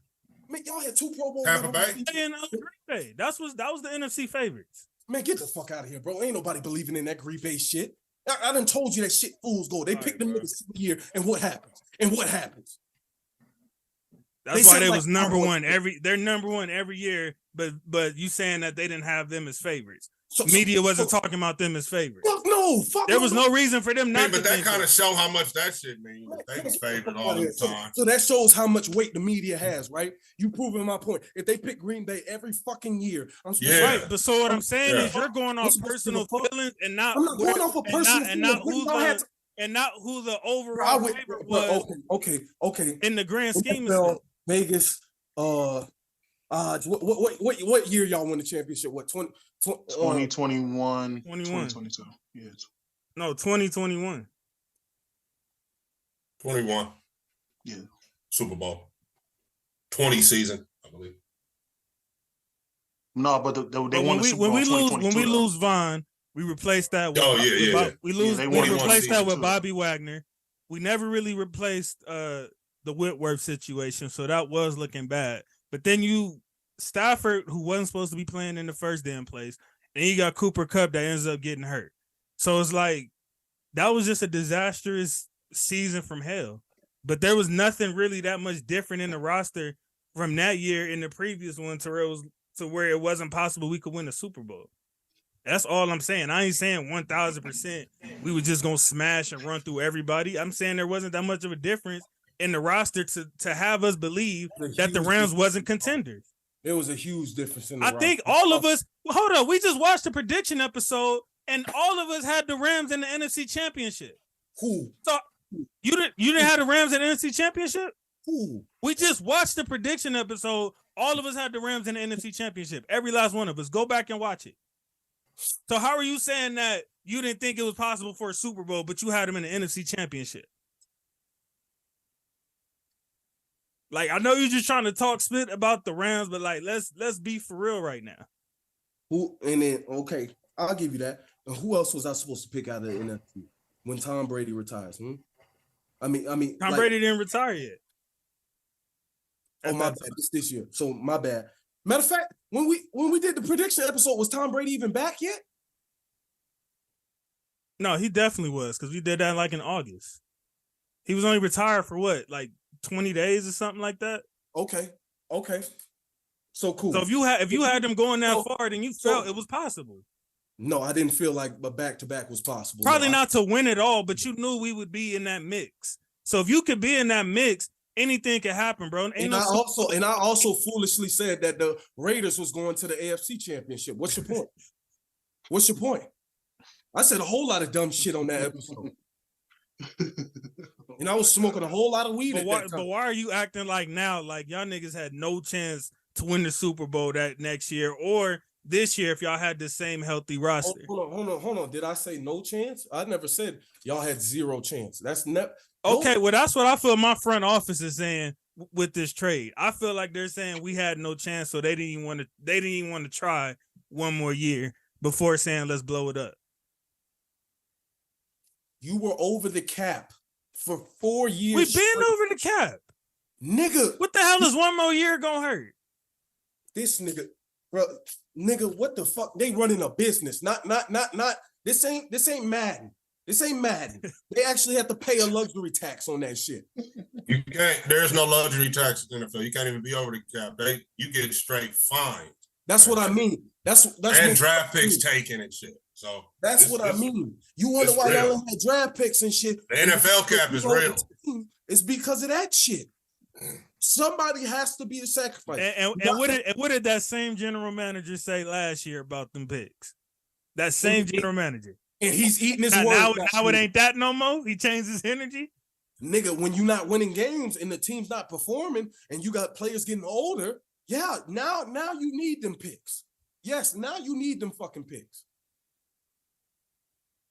How else you finna reload the team? Keep going through free agency and keep on going over the luxury, over the tax and shit like that.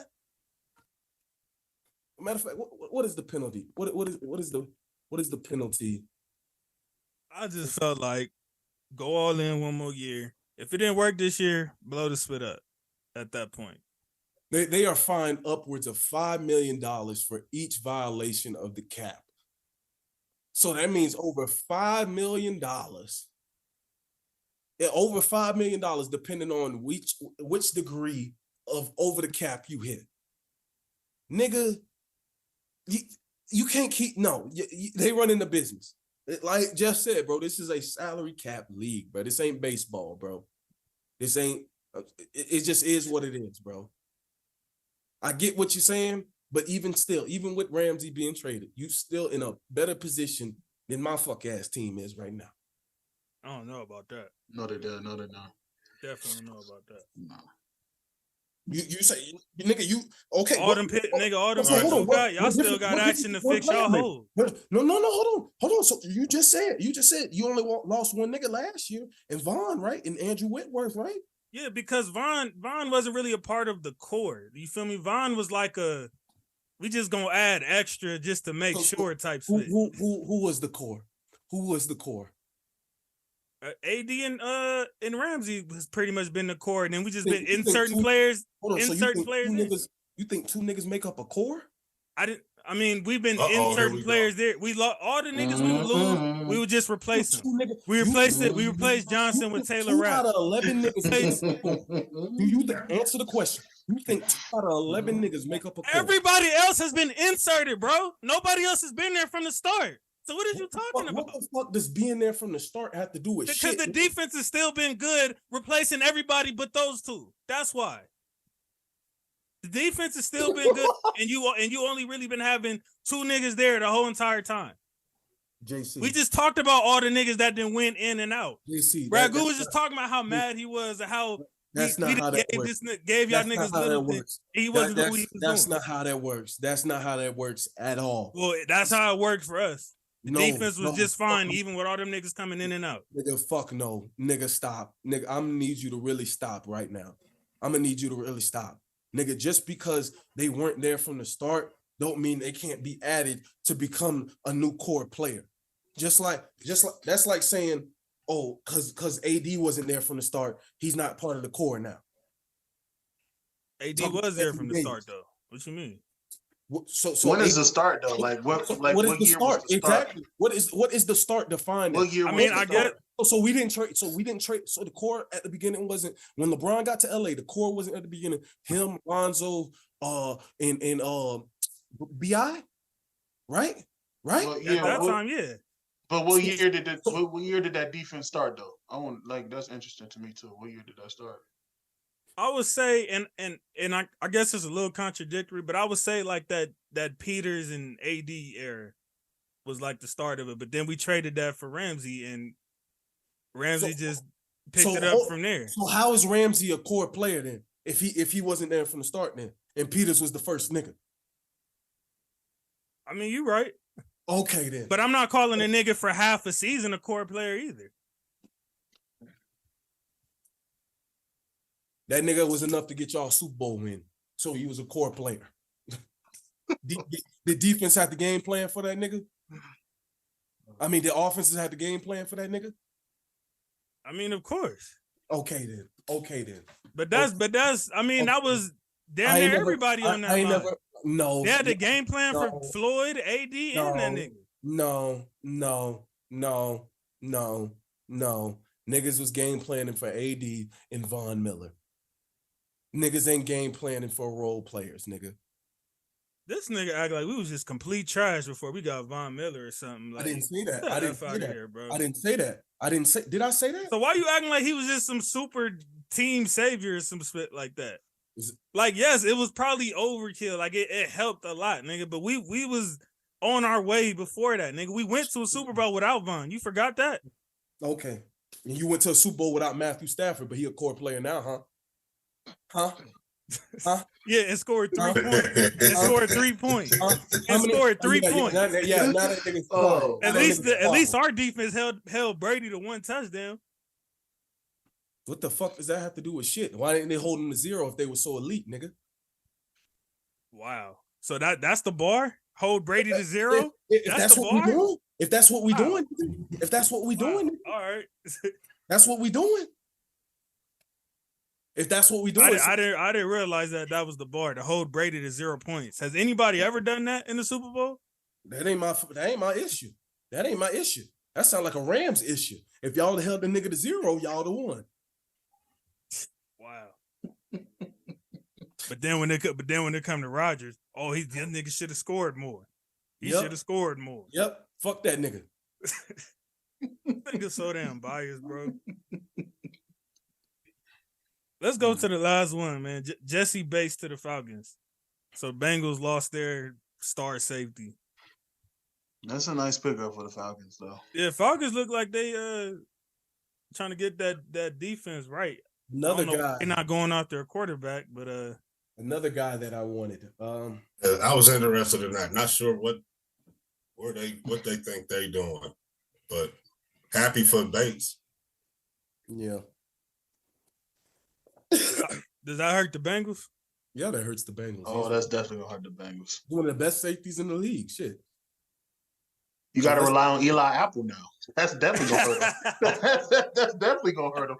You got to rely on Eli. Apple's really finna get exposed because he's been he been having that on that back. You ain't got your help over there no more. So yeah, you definitely. Eagles' defense has been good. Like they don't have a trash defensive line. They got some decent linebackers and some pretty good safeties.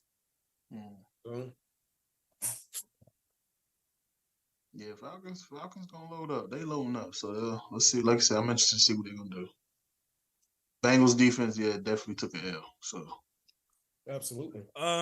Before we get off football, anything that y'all want y'all teams to do, for the rest of free agency as of right now?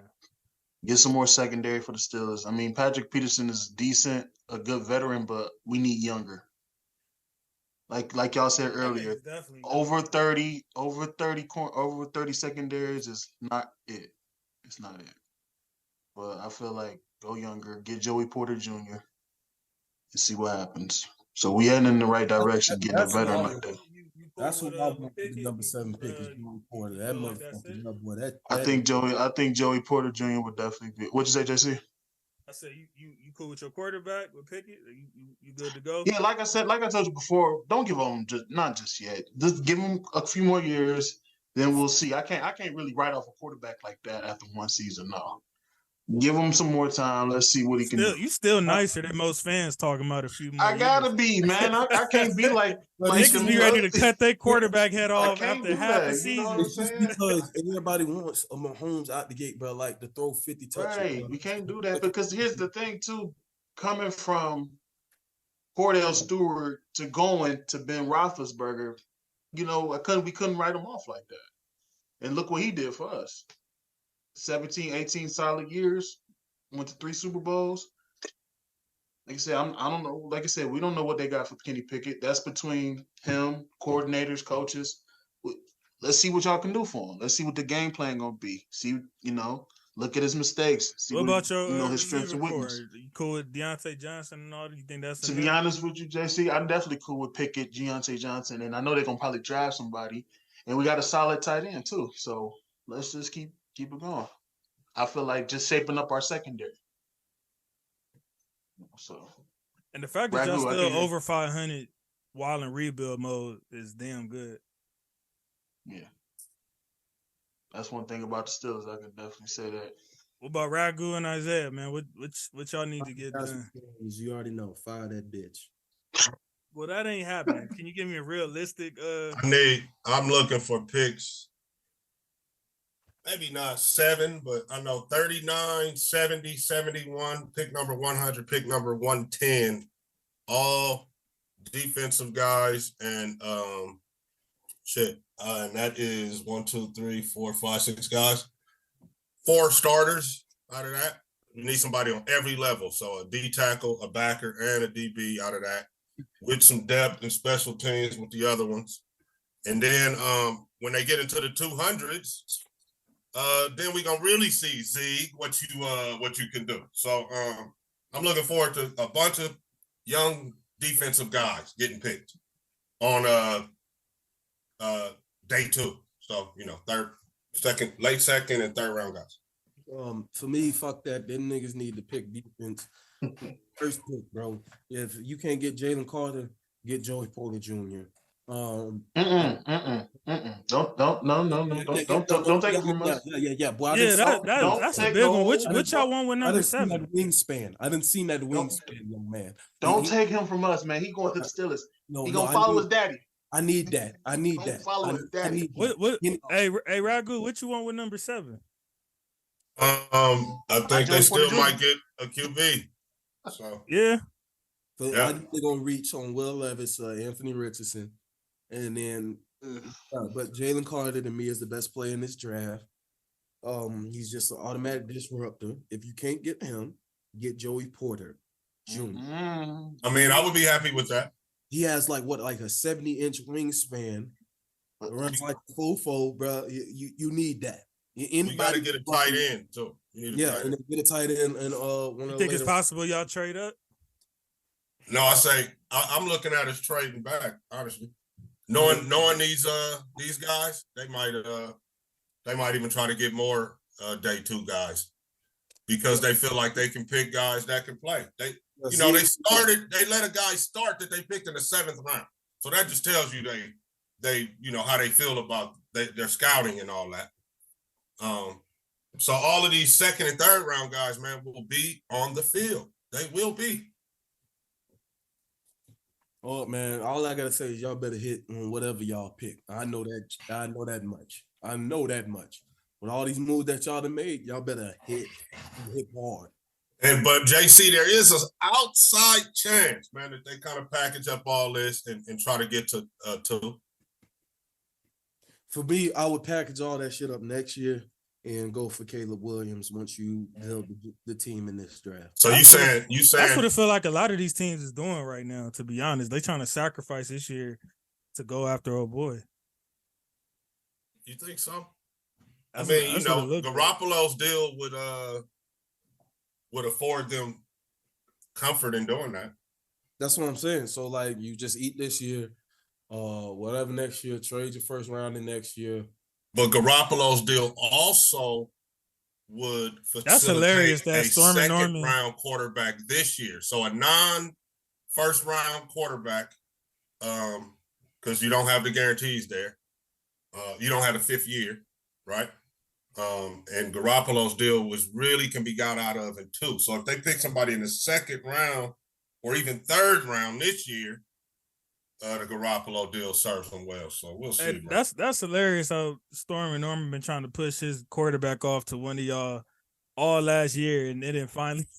I was looking forward to seeing him. I was looking forward to remember that one episode I said that Garoppolo would end up in the Raiders.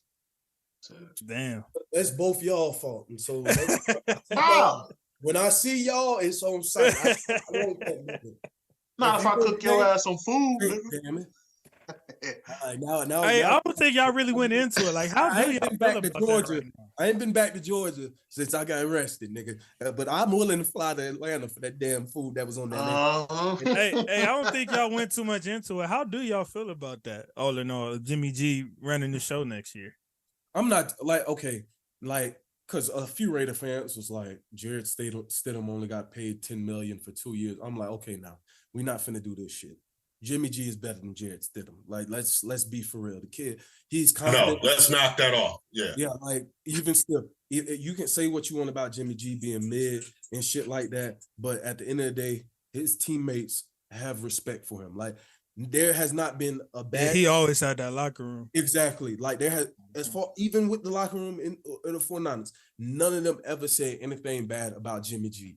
So that I'm definitely kind of looking forward to him still adding stability to the locker room and hopefully like getting everybody on the same page.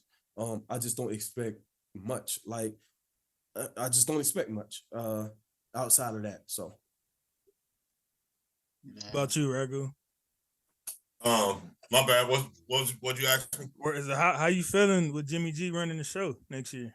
I didn't want Jimmy G. But the deal they gave him, you basically did kind of like a borderline parallel move with him and Carr, and you end up getting money wise, you end up getting the receiver and him for that. So, with whatever they couldn't move on from, whatever happened between Carr and the coach, this was a good, kind of like stopgap move. But I'm not looking at this guy as our future QB though, by any means. But right now looks like we gonna run with him. I'm gonna say we might get the Tennessee guy, Hooker. See if he lasts to the second round. Pick him up. He's hurt, so he sits out this Hooker year. went somewhere else already. This is stuff like this is going through my mind because this deal is a deal that you're gonna get out of if you want to. And you're not even going to be hurt that much. So they still got something in mind quarterback-wise. And they were going to get up to number one with the Bears, but they just didn't want to trade Devontae with that shit. So that tells me that they like somebody up there, man. So that would have been nasty. Hey, y'all boys, I got to head out. I forgot I got a therapy session here at 2. Glad to talk with y'all, so I'll holler at y'all next week, all right? Good luck, man. Let us know how it goes. For sure. All right. Love you, bro. Word.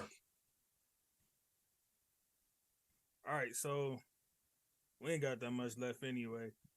We got the battle of the bums between Dillon Brooks and Draymond with all the back and forth fit. Did y'all make anything out of that, or do y'all feel like Dillon above his head, or what y'all think of that split? Just two scrubs talking, man. That's all that was.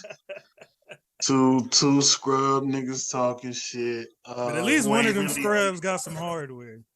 They do, and they the talk of their team. They like a Lance Stevenson back in the day for the Pacers. That's all that really was. It's like niggas ain't getting no attention. Draymond ain't getting no attention no more. Dillon Brooks was never really getting no attention. Only to how sorry he was, and that's just like two cousins who ain't never liked each other. I thought he was getting too much attention. The niggas thinking he was really important to that core, because I always thought like he was. I thought he was holding them back more than anything. I still think he's holding them back for real. I mean, to be honest with you, like I said, without Bane, Memphis really wouldn't be, Bane is holding it down right now, in my opinion. For sure. Without Ja. Even like last year when Ja was out, Bane was stepping up. They was doing a little better without him, but Dillon Brooks. It was him and Melton that was like holding it down while he was out. Facts. And Jaren Jackson Jr., he just needs to step his ass up too. He's been doing great defensively though. He's just not. He's not giving. He's not giving the two-way game that we thought he was supposed to be when they drafted him. Like he was, you know what I'm saying? He was supposed to be an easy dub and some change of game, but he's turning to just be like a great, kind of like a glorified Brook Lopez type of guy right now. I'm just keeping. In the way, I kind of agree with Draymond. Yeah, nigga, you ain't no dynasty yet, man. Chill out. Ain't no rivalry yet. They calling themselves a dynasty, or was Draymond just saying that? They was really kind of calling themselves a little dynasty. Because remember, Clay said something about it last year when they beat them.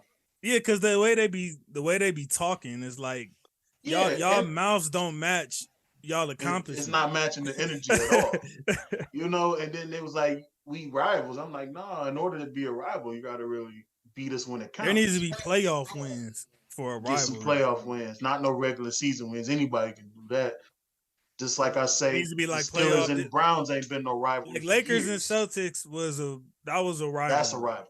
Clippers and even Golden State at the time. That was even more of a rivalry because Clippers actually beat them at a point in time in the playoffs. So those is rivalries, nigga. What y'all niggas got going, ain't no effing rivalry.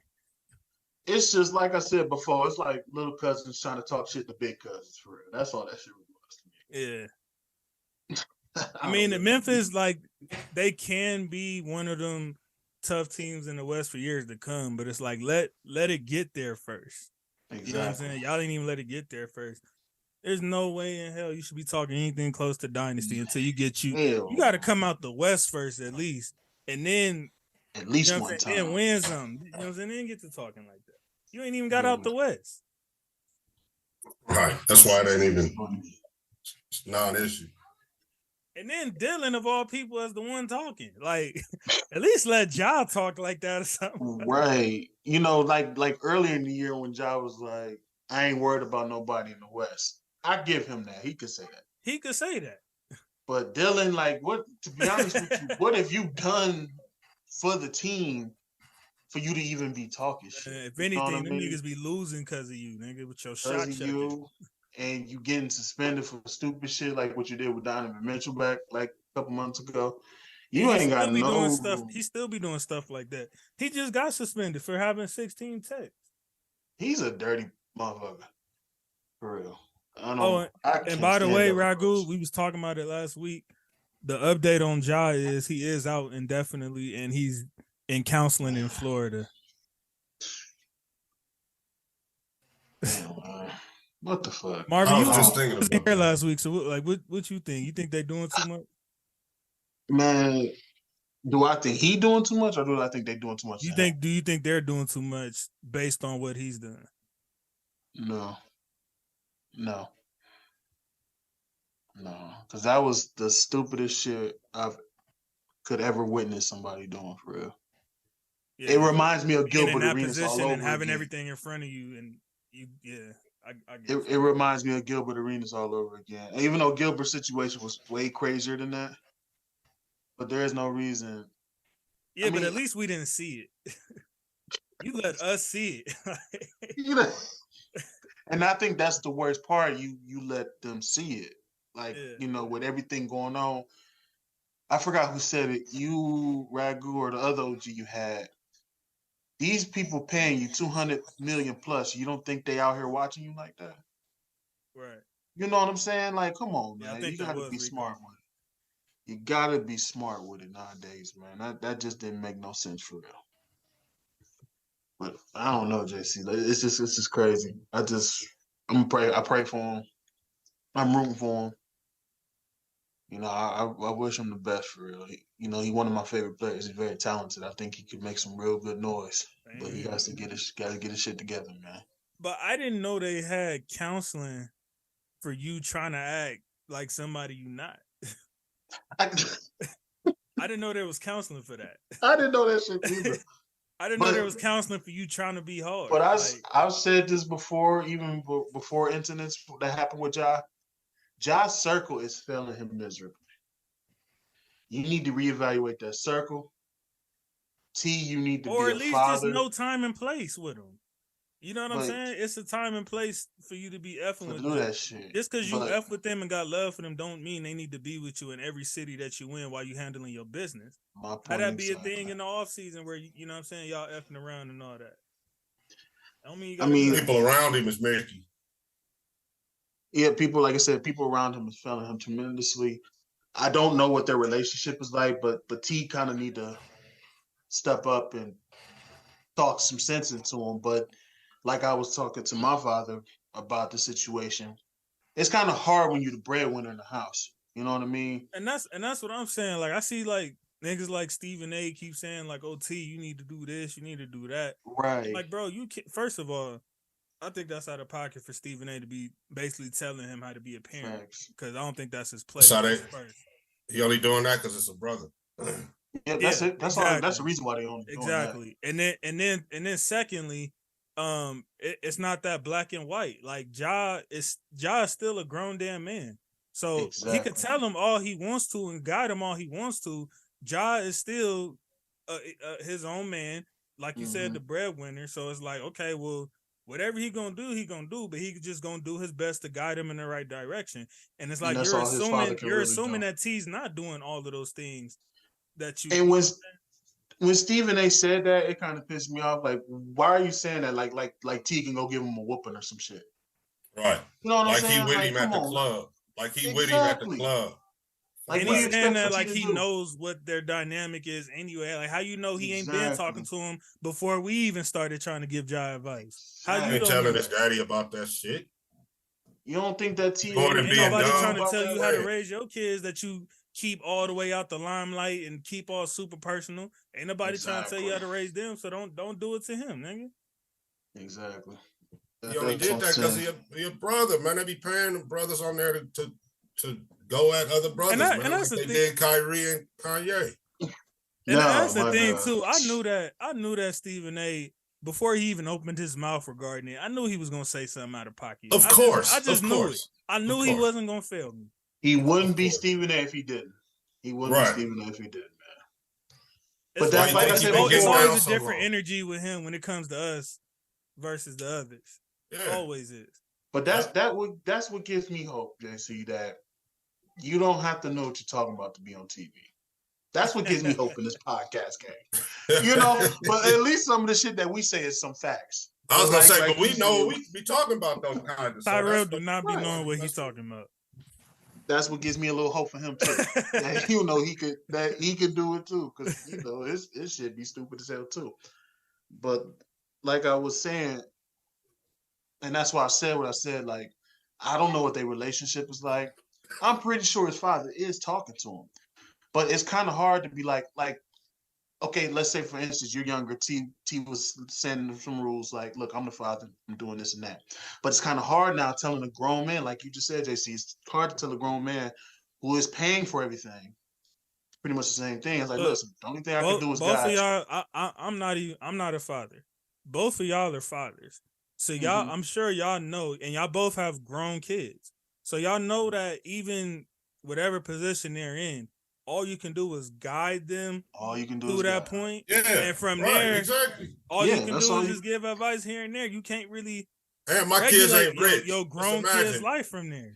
Just imagine he's rich too. Shit, that's what I'm saying. And he's rich. But I'm sure even though y'all kids ain't rich, I'm still sure there's a sense of independence where it's like I can only tell you but so much. Right. They still go off and do what they gonna do. You know what I'm saying? It ain't like we be with them. You know what I'm saying? Yeah. So yes, I'm saying I can't really... you know, they know what's right from wrong. And based on them first 18 that y'all showed. Yeah. Right. But the best advice I give my kids, I don't know, like I said, I'm pretty sure Ragu has said this too. And just stop and think when you out. Is this something that you're going to have to lie to me or your mother about? Then it's really something that you should not be doing. And when I heard my father say that to me growing up, I stuck with it. You know, that means, okay, I shouldn't be doing this, I shouldn't be doing that. Like you said, right from wrong. Yeah. And I tell my girls that all the time. Like, if it's something that you feel like you got to lie to me about, then it's really something that you shouldn't be doing. Yeah, that's real talk. Simple parenting 101. So that's the best advice I can give them. Yeah. But like blessings said, up to Ja, man. I hope he figured this whole thing out, man. Get back to hooping. At this point, I am kind of with Ragu. It's like, okay, y'all doing a little too much now. I feel like they're making a little bit of example. But I feel like at this point, if the little nigga gonna F his life up, let him go ahead and F his life up at this point. There's nothing you can do. Ain't no sense of begging him at this point. He know what it is. So if he gonna F everything up and put everything at risk, let him go ahead and do it. But at this point, Just let him get back to doing his thing and hooping, and we just go from there. Yeah, and don't stop trying to make him feel bad for having this blower on him too. I'm just saying, man.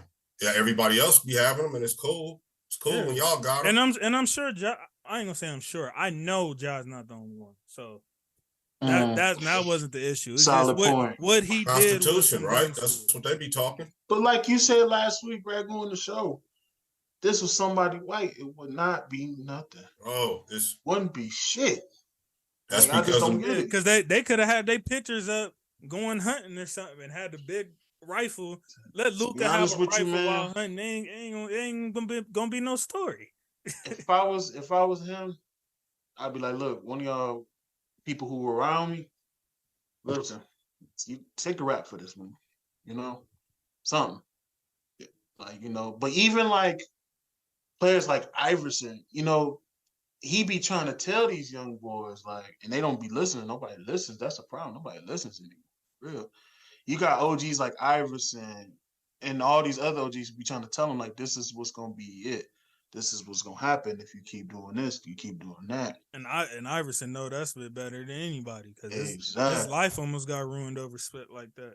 Facts. That's what I'm saying. Like he took a lot of the beating for these players to even have the little freedom that they got now with all that spit of, you know, bringing hip hop culture to the NBA and all that spit.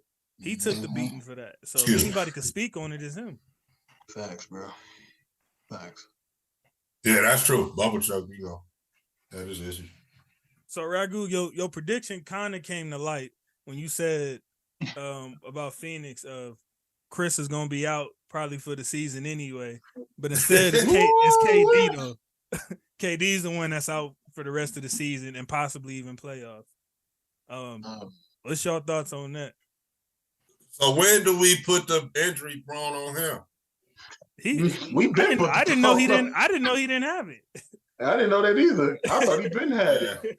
Yeah, that's about to significantly downgrade. This nigga got hurt in the layup line. Oh. For real? Man, there was a video of it. It was in the layup line. They tried to say the floor was slippery or they don't know what, you know, it was. No, that's karma. That's karma for that punk shit he did. That's what this is. So, all right. They not gonna do nothing. They not gonna win now. Yeah, I don't see nothing happening. I think that dude is cursed. He's done. How many injuries can he come back from and still be the same? All he need is one outside of Golden State. That's all he trying to do. He just need one. I've been saying that too, but I don't see that legacy. I don't see that happening. He saw LeBron was able to leave and go get him one a couple years later. So he like, you know, maybe I can try to go get one so I can at least preserve the talk for the other two. That's LeBron. You talking about somebody who spends millions of dollars on his body every year. KD is just so fucking fragile and skinny. It's just not even funny. Yeah, that's another thing. LeBron got a totally different frame than KD. 7-footers have a hard time staying healthy anyway, let alone one that plays like him. He's been really fragile, like since the Golden State thing, right? Since the Achilles. He had a big one on OKC, but yeah, for the most part, yeah, a lot of the stuff came after. He had the foot right against when he was with OKC, right? But the Suns, I remember it wasn't gonna make no noise. I think it was my first fantasy season with you because I had KD that year. And, he came back for 2 weeks and then left again. Man, Suns. I didn't have no Suns making no noise anyway.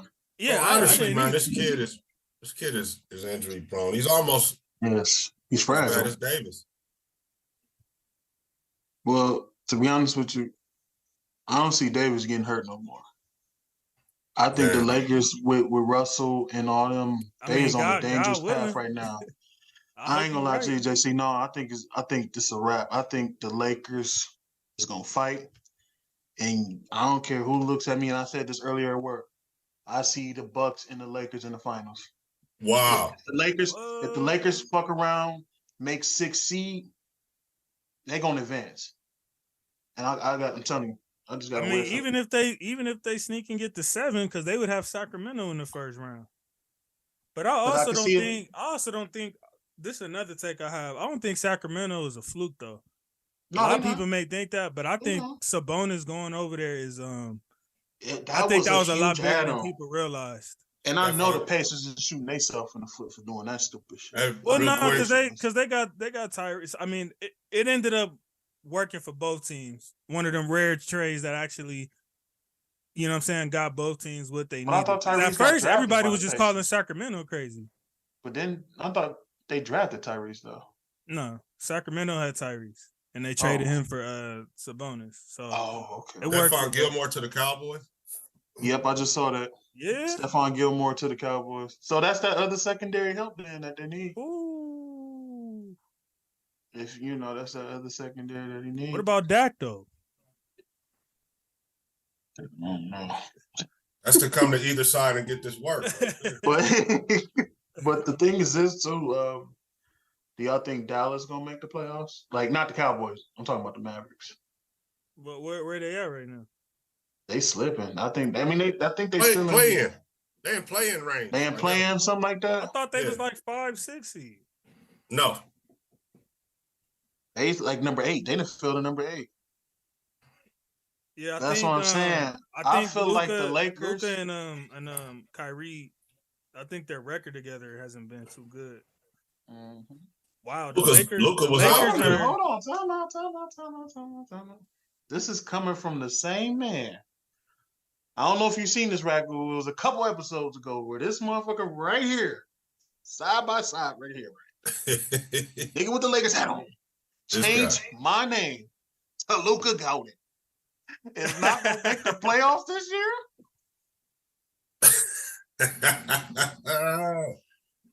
Y'all, listen, the Lakers and I feel like the Thunder to really pass. The Lakers are a half game behind Dallas right now. Exactly. And the Thunder is not that far behind either. They just a few games they sell. Thunder is tied with the Lakers, but we got the tiebreaker. Yeah, because OKC is number 11. And I don't see the Pelicans really making no more noise. I think the Pelicans can fall too. Because the playing teams right now is Minnesota, Dallas, Lakers. Huh? Also, we got the same record as Pelicans? Yep. Yeah, Pelican. Yeah, because the Lakers is number 9. Pelicans it's a three-way tie, but the Lakers got the tiebreaker. Let's go. That's what I'm saying.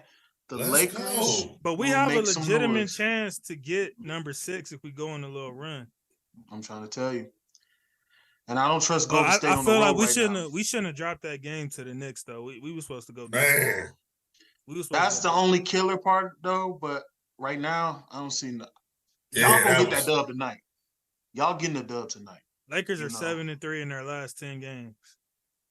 And y'all gonna beat the Pelicans tonight. I ain't gonna lie, like that was such a and I've been calling for that for 2 years, but that was such a shake up that the Lakers needed so bad. It wasn't even about who we got as players, but we just needed to just shake the whole roster up and just go from there. Like we really needed that. I agree. And I'm not even one of them ones who was just straight trouncing on Westbrook every chance that I got. But we just needed a shake up because it was too stagnant. You could just tell it wasn't going nowhere. We ain't got no picks anyway. So it was like, what were we really doing? It wasn't a good vibe, but for whatever reason. It wasn't. It was horrible. But y'all made some noise right now. Like I was telling my boy Derek, shout out to you, Derek. I'm gonna send you this video once we're done. Earlier at work today. Dallas is Texas toast now. They done. It's over. Why you saying? I mean, other than you being a Luka hater, why are you saying that? No, it ain't about being a Luka hater, bro. You know what I think is hurting him right now? I think Christian Wood not playing at the ability he's supposed to be playing at. If he plays like how he was playing over there in Houston before they got him over there, I think they can be as good as people project. That's what I'm saying. He's supposed to be that third piece. Christian Woods is supposed to be that third piece. And then you got Hardaway coming off the bench. On both ends of the floor, though.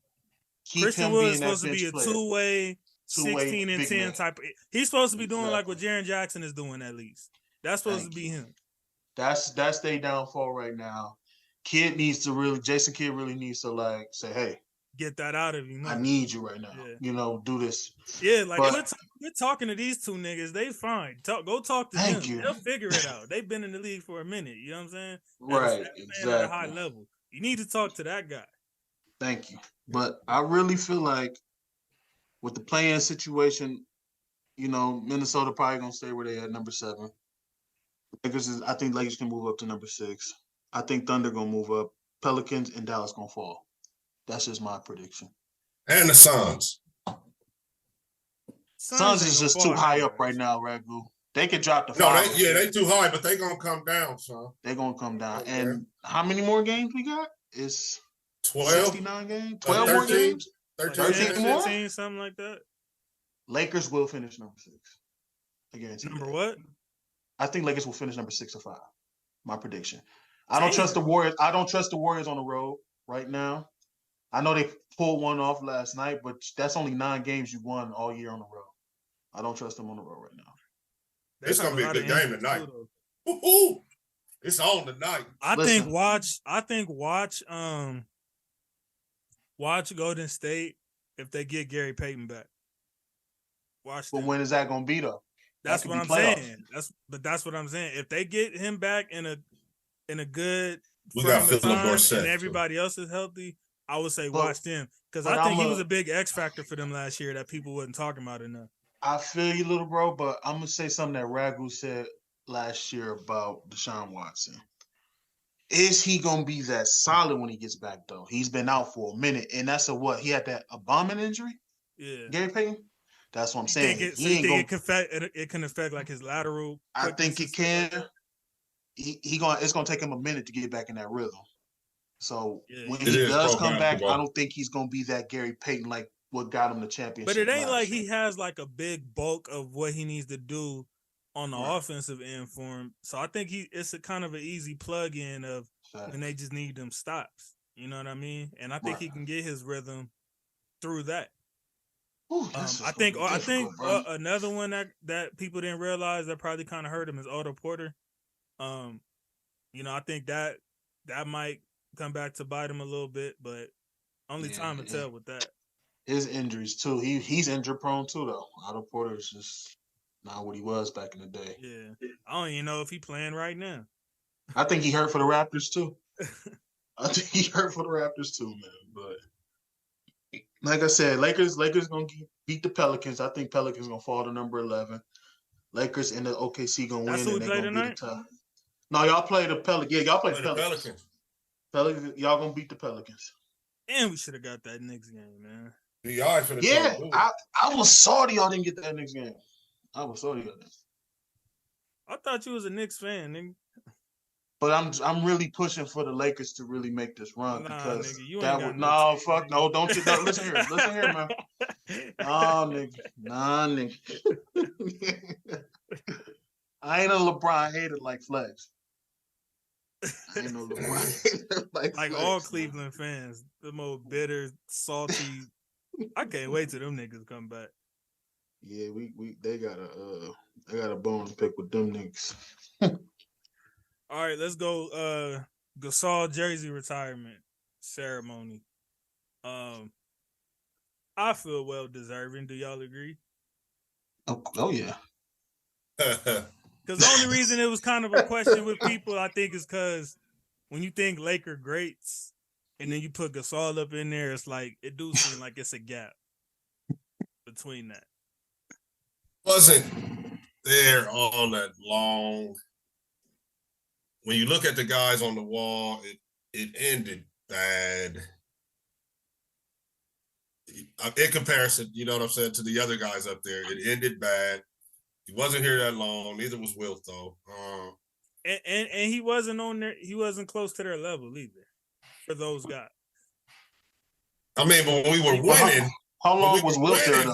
He was, man. But how long was Wilt there though with the Lakers? Wilt came in, I want to say 69. I don't even think it's fully that though. I just think like when you name the Wilts and the Elgin Baylors and the Kareems and Magics and Kobe's. I know what you're saying. Them you know what I'm saying? Names, right? And right. I do think he should be on the wall. But there's a big gap between him and all those players on that wall. Not the Lakers wall. It's like any other team, it's without question you should be on that wall. Not the Lakers. It's not different the Lakers when you're on wall. that Lakers wall. Jerry was lonely up there.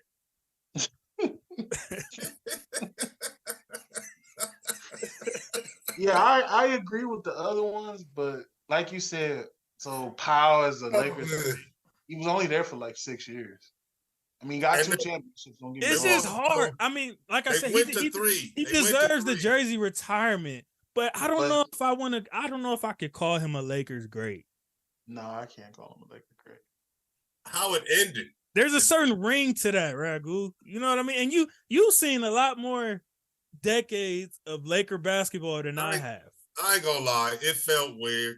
The whole ceremony did not feel Lakerish. And I think it's just a testament to how historic our franchise is, more so than like a slight to Pau. And like I said, I've been a Lakers fan the Nick Van Axel days. So, like I said, watching the Lakers as a kid, just mentioning Pau's name there, it's like, I was like, oh, okay. But that's the thing, though. Any other team, there's no other team in the league. Can you be the second best player on back-to-back championship teams? And it's even a question if you're one of the all-time greats or if you deserve a jersey retirement. Any other team is like easily 3-time Western Conference champion, back-to-back. Second best player on that team. Right. I mean, just saying that right there. Oh, yeah. He goes up, right? He goes up. But are we calling him a Laker great? It's just that the Lakers, bro. It's the names. Fucking Bryant with 2 jerseys up there. Jabbar, Johnson, West. I mean, come on, man. It's just magic. Like we're struggling to call LeBron a Laker great. But he's going up there. Shit. Yeah, they gonna put him up. No, he is, but I'm just saying, like, we're struggling giving Bron that title of a Laker great, and it's Bron. You know what I'm saying? Yeah. We ain't gonna have no problem doing it. Of course, I mean, like I said, with the Cleveland, with the Cleveland and Miami greats, he definitely does. But exactly, Marv. With Bron, it's different. It's like, come on, Bron. It's like, are you gonna go up on all the walls? You going to Cleveland, Miami, and here? With him, it's more like that. With Pau, it's like But we can't really like you deserve it, but look at them dudes up there, man. Them names, the logo. Come on, man. It's just usually with jersey retirements. Because it'd be role players, all type of spit. So it's like, okay, I can see your name with those, but that Laker jersey wall just looks a lot different than other teams. You talk like we probably have, if you look at that wall, probably like all damn near top 30 players. Top 30, top 40, like. What's your Laker resume? What's your Laker resume? You got 2 championships and 2 All-Stars with him, so that makes you retire. Definitely, I think he got more than 2 All-Stars. No, I'm talking about with the Lakers, though. Yeah, with the Lakers. He only went 08 and 2010. He only went 2 years with the Lakers. Like 2009 to 2011 or something like that. Yeah, he only went 2 years with the Lakers. He had 1 with Memphis. And the other 2 he only had 1 with Memphis? Yeah, that was 2006. So that's what I'm saying. Because he got, it say right here, so he went in 09, 2010. To 2011. And that's 2011. Yeah, with the Lakers. So he got 3 with the Lakers. So 3 All-Stars and 2 champ. Raggle, you on mute. I can't hear you, bro. How many with Memphis? He only had 1 with Memphis. He only had 1. That's shocking. Because that was 06. His best. He had the other ones with the Bulls and the Spurs. No, it was just with the Bulls. Yeah, one. So his whole, does he have any? And 1 with the Spurs. Other shit? Any All-Pro? Any All-Pro teams? All NBA? Yeah, he got like. How many did it say? I think it was 4. First team? Definitely not first, but he has 4 altogether.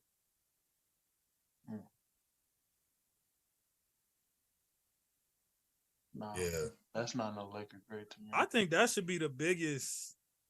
That's not like thing in basketball. Your MVPs and your All NBAs. I think that's what you should be judged on the most. As far as McAdoo is up there. You said what? Bob McAdoo is up there. Yeah. All right. Well. All right. And McAdoo wasn't McAdoo. Yeah, he wasn't there that long either. And what he did, he largely did it with another team before he came. But it's McAdoo, so we put him up there. He was going to the Hall if he wouldn't have came here, though. That's the other thing. You know, Mac was a Hall of Fame player. Oh, yeah, he really didn't do shit on the Lakers. I'm looking right now. So, besides, like, the bigger names with the Lakers, who do y'all consider the greats? Like, do you consider James Worthy a Laker great? Absolutely. Absolutely. We don't That's win. like names like that. That's who I consider. I can't really sit here and say Pau Gasol, one of the Lakers. But look, Mark, when you ask me that, I say absolutely. I mean, what pops in my mind is because we don't win 2 of them joints without him. So, right. Shit, same thing could be said for Gasol. You can say that about Pau. Yeah, we don't win those without Pau. I know. Yeah. So, you know, but James Worthy had a triple-double in a game 7 to take us home. Like, he has the only one he's ever had. He has a Laker, you know what I'm saying? He has that Laker moment where he like, damn, I remember that. Like, yeah. You know what I'm saying? And there were games in those years where, like in the first quarter, man, that guy came. He was there he showed up, my guy. Yeah. You know, he was one of them dudes in the first quarter in the championship series game. He was finna show the other team what time it was. So James is absolutely deserves to be up there. Right. Because even like the playoffs, the Utah series, I feel like Pau, he showed up. Yes. The finals against the Magic. But Pau wasn't the only one. Lamar Odom was big on them runs. He was. Not in that Utah series though. Pau was the best in that Utah series though. What about the goods? I think if Bynum isn't healthy, Bynum was healthy in the championships we won. He wasn't healthy in the one that we lost. There's something to be said about that as well. He was a role player though. Ariza went off in 2009. We lost him, and then Artest was basically his replacement. If we don't get that replacement, we probably don't win that 2010 one. And he had a big shot in that game 7. So it's a few guys we could say that about. All right, wait, I got one. Fish. You got 5. You got 5 of them joints. You got 5 of them joints. I say I don't want to get crucified by my. He started on all 5, right? But do you think some of that might be coincidence?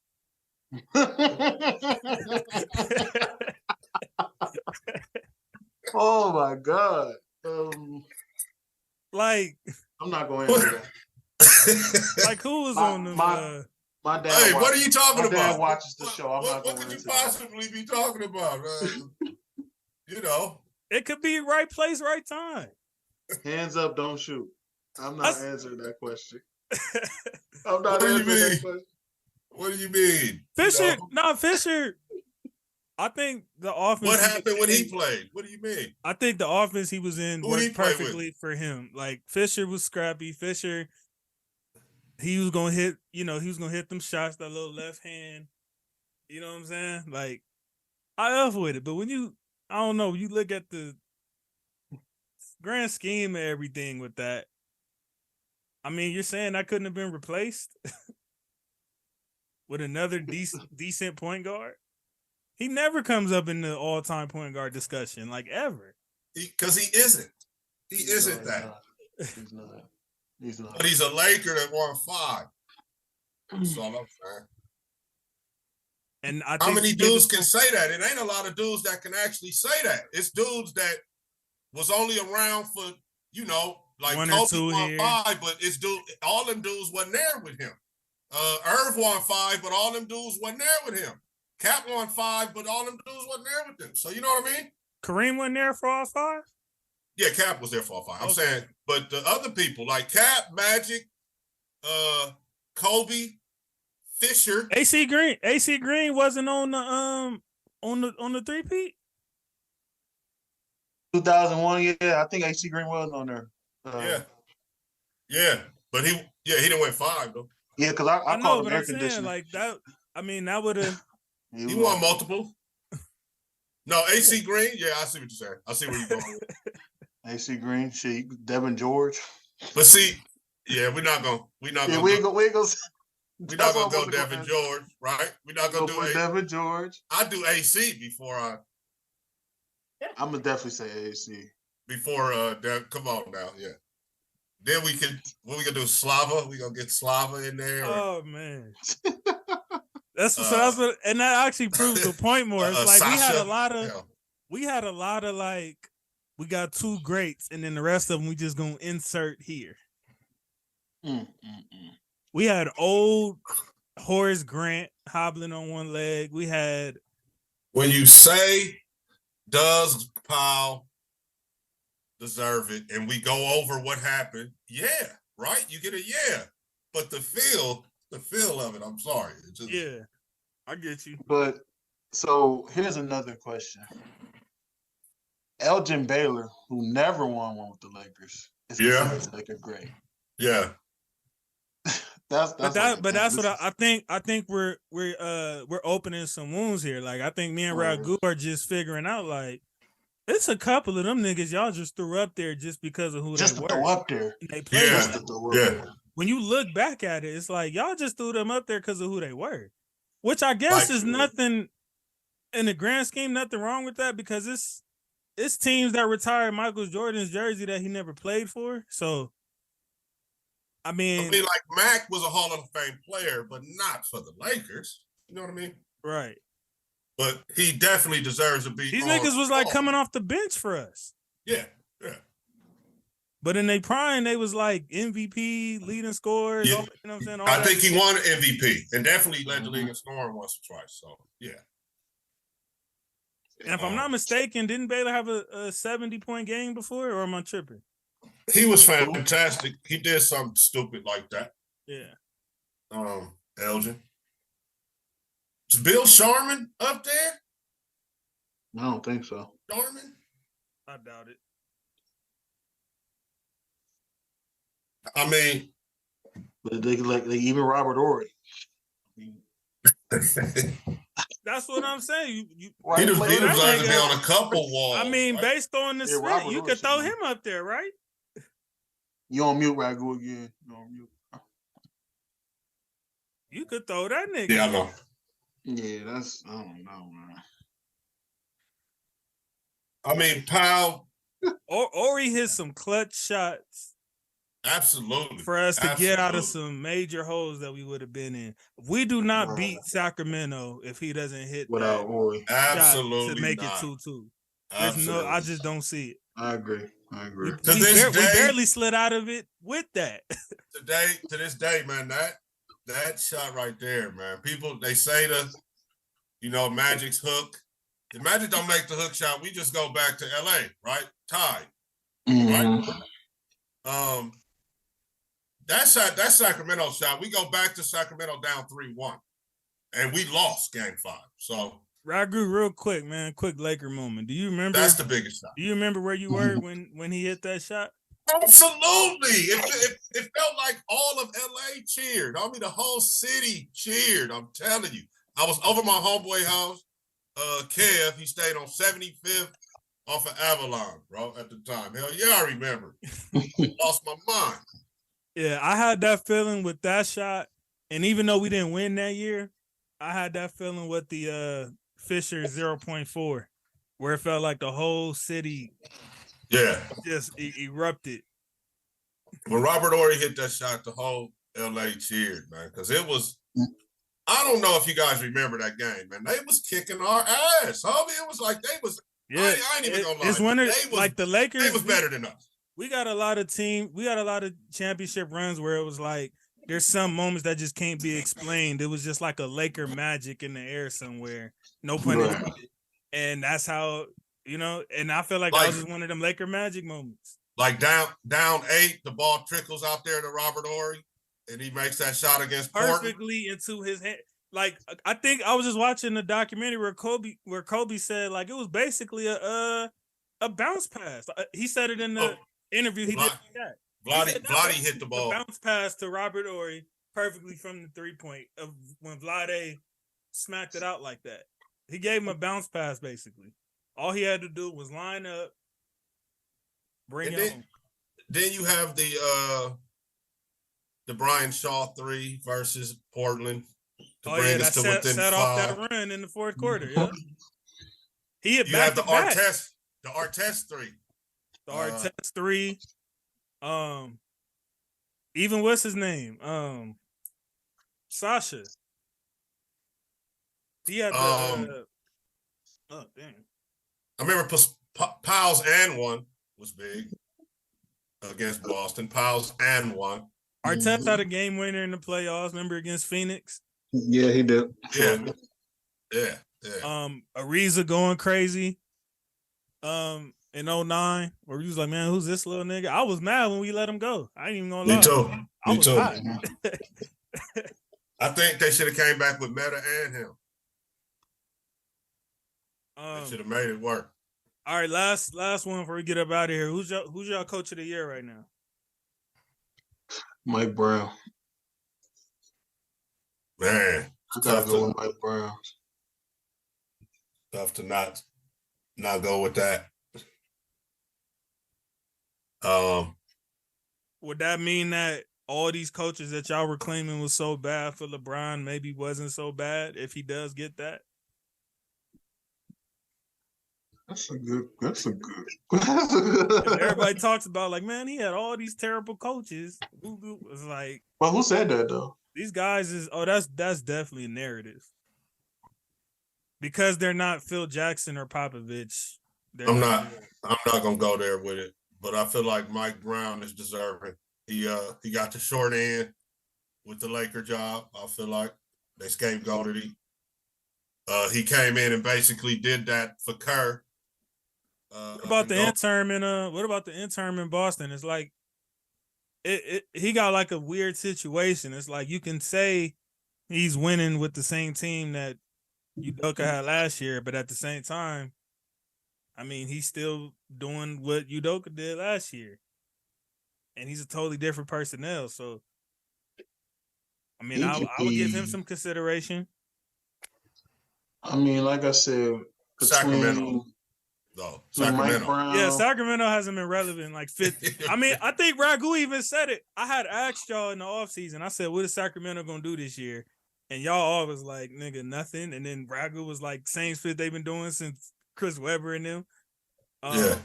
And I feel like pretty right now. I feel like Doc Rivers has slept on a little bit too. What he doing over there in Philly? He could be a little candidate as well. He got a squad. So does Sacramento, though, Nick. I mean, yeah, but Sacramento had squads and didn't do shit. Hey, like I said, man, I'm impressed with what Doc doing over there. Doc has had squads. Doc has always had. Doc had. When has Doc not had a squad? Actually, other than when he was in Orlando, and even that was low key a squad because he had T-Mac and what's his name? Yeah, he had T-Mac in there. That's how he got the job in Boston. Huh? When has Doc not had a squad, nigga? I ain't say he didn't have a squad, nigga. I'm just saying he could be a candidate for coach of the year. I ain't say nothing about him not having no squad. Hell no. Whatever, nigga. You asked the question. You don't get coach of the year for doing what you supposed to. You asked the question, I answered. You said Mike Brown. And I'm saying Doc could be up there too, nigga. You ain't saying not. You ain't know it's just answer one question, like nigga. I'm just saying a few niggas that can. Doc don't deserve your shout out, nigga. Is what I'm saying. I ain't mad at Doc. Nigga, please. That nigga done had a squad. Coming from Ragu, coming from a motherfucker who be dick riding MB like a motherfucker on Facebook and shit. So that's why I feel like what are you nigga, here, for? Fuck that, man. That shit. Fuck I talk about, man. No. Now if he do something in the playoffs with these niggas, I'm like, okay, Doc. Now you deserve some credit. You doing what you're supposed to do. They need to go to the final, man. Yeah. Hell yeah, he do. And it's teams in his way. Eastern Conference is tough this year. It's definitely tougher than the West as far as top heavy. It is tougher than the West. But I think he can get it done. I think it's gonna come down to coaching, like you guys been saying. It's gonna come down to coaching. Who's gonna out coach who? Because they all got the talent, the top heavy niggas. Do it be coaching? You know what, man? I ain't gonna lie. Maybe it does. And I'm gonna say it be seeming like it be the dudes. But you might be right. Sometimes when it comes to the basketball, but at a certain point, to the big games. But at a certain point, though, you do need to know what you're doing. Absolutely, definitely. I don't know enough about coaching hoop to know about game plans and such. But I know in football, a good plan is you gotta holler at Pops then about that. Yeah. In football, I'm gonna say this like I did last year, as far as going into the playoffs. Watch Miami. I'm gonna say that again, like I did last offseason. In basketball, you can lose that game and then come back. You know what I'm saying? You can lose game one and be like, oh, okay, we should have did this. That's why I think in basketball, that's why I think the best team always wins in basketball because of that. Because you get a whole 7-game series. If you can't beat somebody in 7 games, you're not better than them. You're not. And the coaching and all that comes into play because now you're locked in. Nobody's worried about who we're gonna go play tomorrow. We got these guys for the next week, and even if we're gonna advance, there's only 2 other teams that we can play possibly. So that ain't even no big you're right though. This either. playing thing probably do kind of save a little bit of the tanking because I see a few teams that's like 11, 12, 13 that could be like, man, let me see if we can try to squeeze up in here real quick before we pull the plug. Man, the NBA they got a crisis situation, I feel like, man. I think they got to start making dudes like on the low. We got to cut the low management, man, first and foremost. Even if you don't say it out loud, you need to like have a meeting and tell them, hey, man, you know what I think is going to get that together, or at least attempt to get that together when we have that next lockout, because we're going to have another lockout. About that collective bargaining agreement, and I think that's when that's going to get full on head on addressed. And I think there is going to be some stuff put into place to address that. But we're for sure having another lockout, though. There's no doubt in my mind. When you think that's going to happen? Lockout last time, and it wasn't even as nearly as much drama as this time. Oh, it's for sure going to be a lockout. And whenever the money is not good for the owners, that's what triggers. Exactly. That hurts the owners more than it does anybody else. So, other than like maybe the small end NBA players who haven't made their bread like that yet, but it won't affect nobody who's in the league right now. When you think that lockout gonna happen? I think they have 2 years left before they need to figure that out. Yeah, so if they don't come to an agreement within the next 2 years, which I don't think they will, I think that's when the lockout happens. And we get one. Ragu, really like every 10 to 15 years, right? Like 15, yeah. We had the one in 99. So 95, 99. There was one in 95 too? Mm-hmm. There was one in 95. Like games was cut, or they got it situated before it got to that? I think games was cut, yeah. Like mid-season, like a little after, like. I think so. Yeah, they missed time. I was like 6 years old when it happened. I remember it happened. Yeah. So 2011. So 20. So when Jordan, so the year that Jordan took off, there was a lockout. 99, there was a lockout. 2011 lockout, and then we're probably looking at 25. Yeah. Maybe. Yeah. That's about right. That would keep them on schedule. Yeah. Man. That's wild. Can't we all just get along? Labor issues, man. bad. Hey, let me get a little baseball thing in here. Pitch count, the clock is gonna be a good thing for baseball on TV, and also the anti-shift for all of the purists like myself that got tired of dudes getting all on one side of the diamond and all that. No more of that shit either. So they changed, but they changed that out of the last year. lockout, right? Huh? That was one of the things that came out of that last lockout that just happened, right? Yeah. This was it had to be done, man. They got out of control with that shit. And that pitch clock also. So you didn't mind it. You didn't mind it. You just felt like it was kind of being abused. They went out of control with it, man. I thought they was gonna do like you can only do it so many times per game. So people were gonna have to be more strategic with it. Mm-hmm. But they just said fuck it all together, which is cool. Right. Because I was down to leave it in, like, for in crucial situations, if you feel that strongly that this dude is gonna pull it, you know what I'm saying, in a situation, a game-saving type situation, then I thought they was gonna give him the ability to still do it, but they just took it, away altogether, which is fine. Baseball should be played just like baseball, man. Stop playing. Right. And that clock, though, that's gonna be interesting, man. You're gonna get some dudes timed out on that, especially early in the year. We get cracking next month, right, with the season? Yeah, at the end of this month. Is this only preseason right now? 30th is opening day. Yeah, we'll make sure we get more of those in, man, going forth. It's just, from what y'all been telling me, it wasn't much to talk about so far. So, I mean, baseball is baseball. It progresses slow. You got to ramp up to play 6 months straight. You know what I'm saying? For sure. So you start slow. Yeah, you start slow when you play 162 games in 180 days. Right, exactly. Damn. That's a game, damn near game a day. Man, with travel. But yeah, man, appreciate y'all, all my guys, for pulling up, man. Isaiah, Cool, Ragu, man. Thank y'all. Thank you to all the fans that's been tuning in and checking us out on Spotify, Apple Podcasts, Pandora. Just type in All Grind Sports Show and you can catch us there. We got a lot coming up, man, even for off season. We got the NBA playoffs coming up soon. So, you know what I'm saying? We got a lot that we about to get into.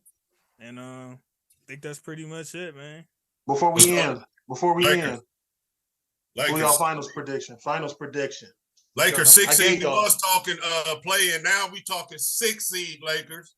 I told you. Hey, I'm gonna ride with you, Marv. We going Lakes versus Giannis. I'm going. Even though this would have me conflicted because it's my team versus family, I'm gonna go Lakers and Philly. So I win no matter Lakers what. and Philly. Oh yeah, we shout out D Melton. We won enough, so we would want D-Man to win that. We got 17 of them. So shout out to Lil Cut. Yeah, if that did happen, we gonna party with D-Man on that one. I feel it. That's what's up, man. And in Ziegler, we trust Raider fans. Josh McDaniels is the problem, man. It's not Ziegler. Ragu, you're very optimistic. You're a very optimistic fan. I remember even when y'all was down like 0-3, 0-4, you still found the positive in it. So I think you just that type of fan. Or you find the I am. I like but that. I like Ziegler. I've taken a liking to Dave Ziegler. I like how he thinks. Now just go out there and execute the picks, Dave. And be prepared to fire your boy if you got to. And Coop, you love where y'all at right now, right? Like based on your expectations, you cool. I love where the Steelers is at, and fuck all the people who think they know more about my team than me. You know who you are. Speaking of that, the Steelers will be right there. Steelers is gonna be good, like I've been saying. You got these other outsiders who's supposed to be our rivals, thinking that they know more than me. which is not, nah. Steelers But I feel will like be we're in a Las good place Vegas right now. next year.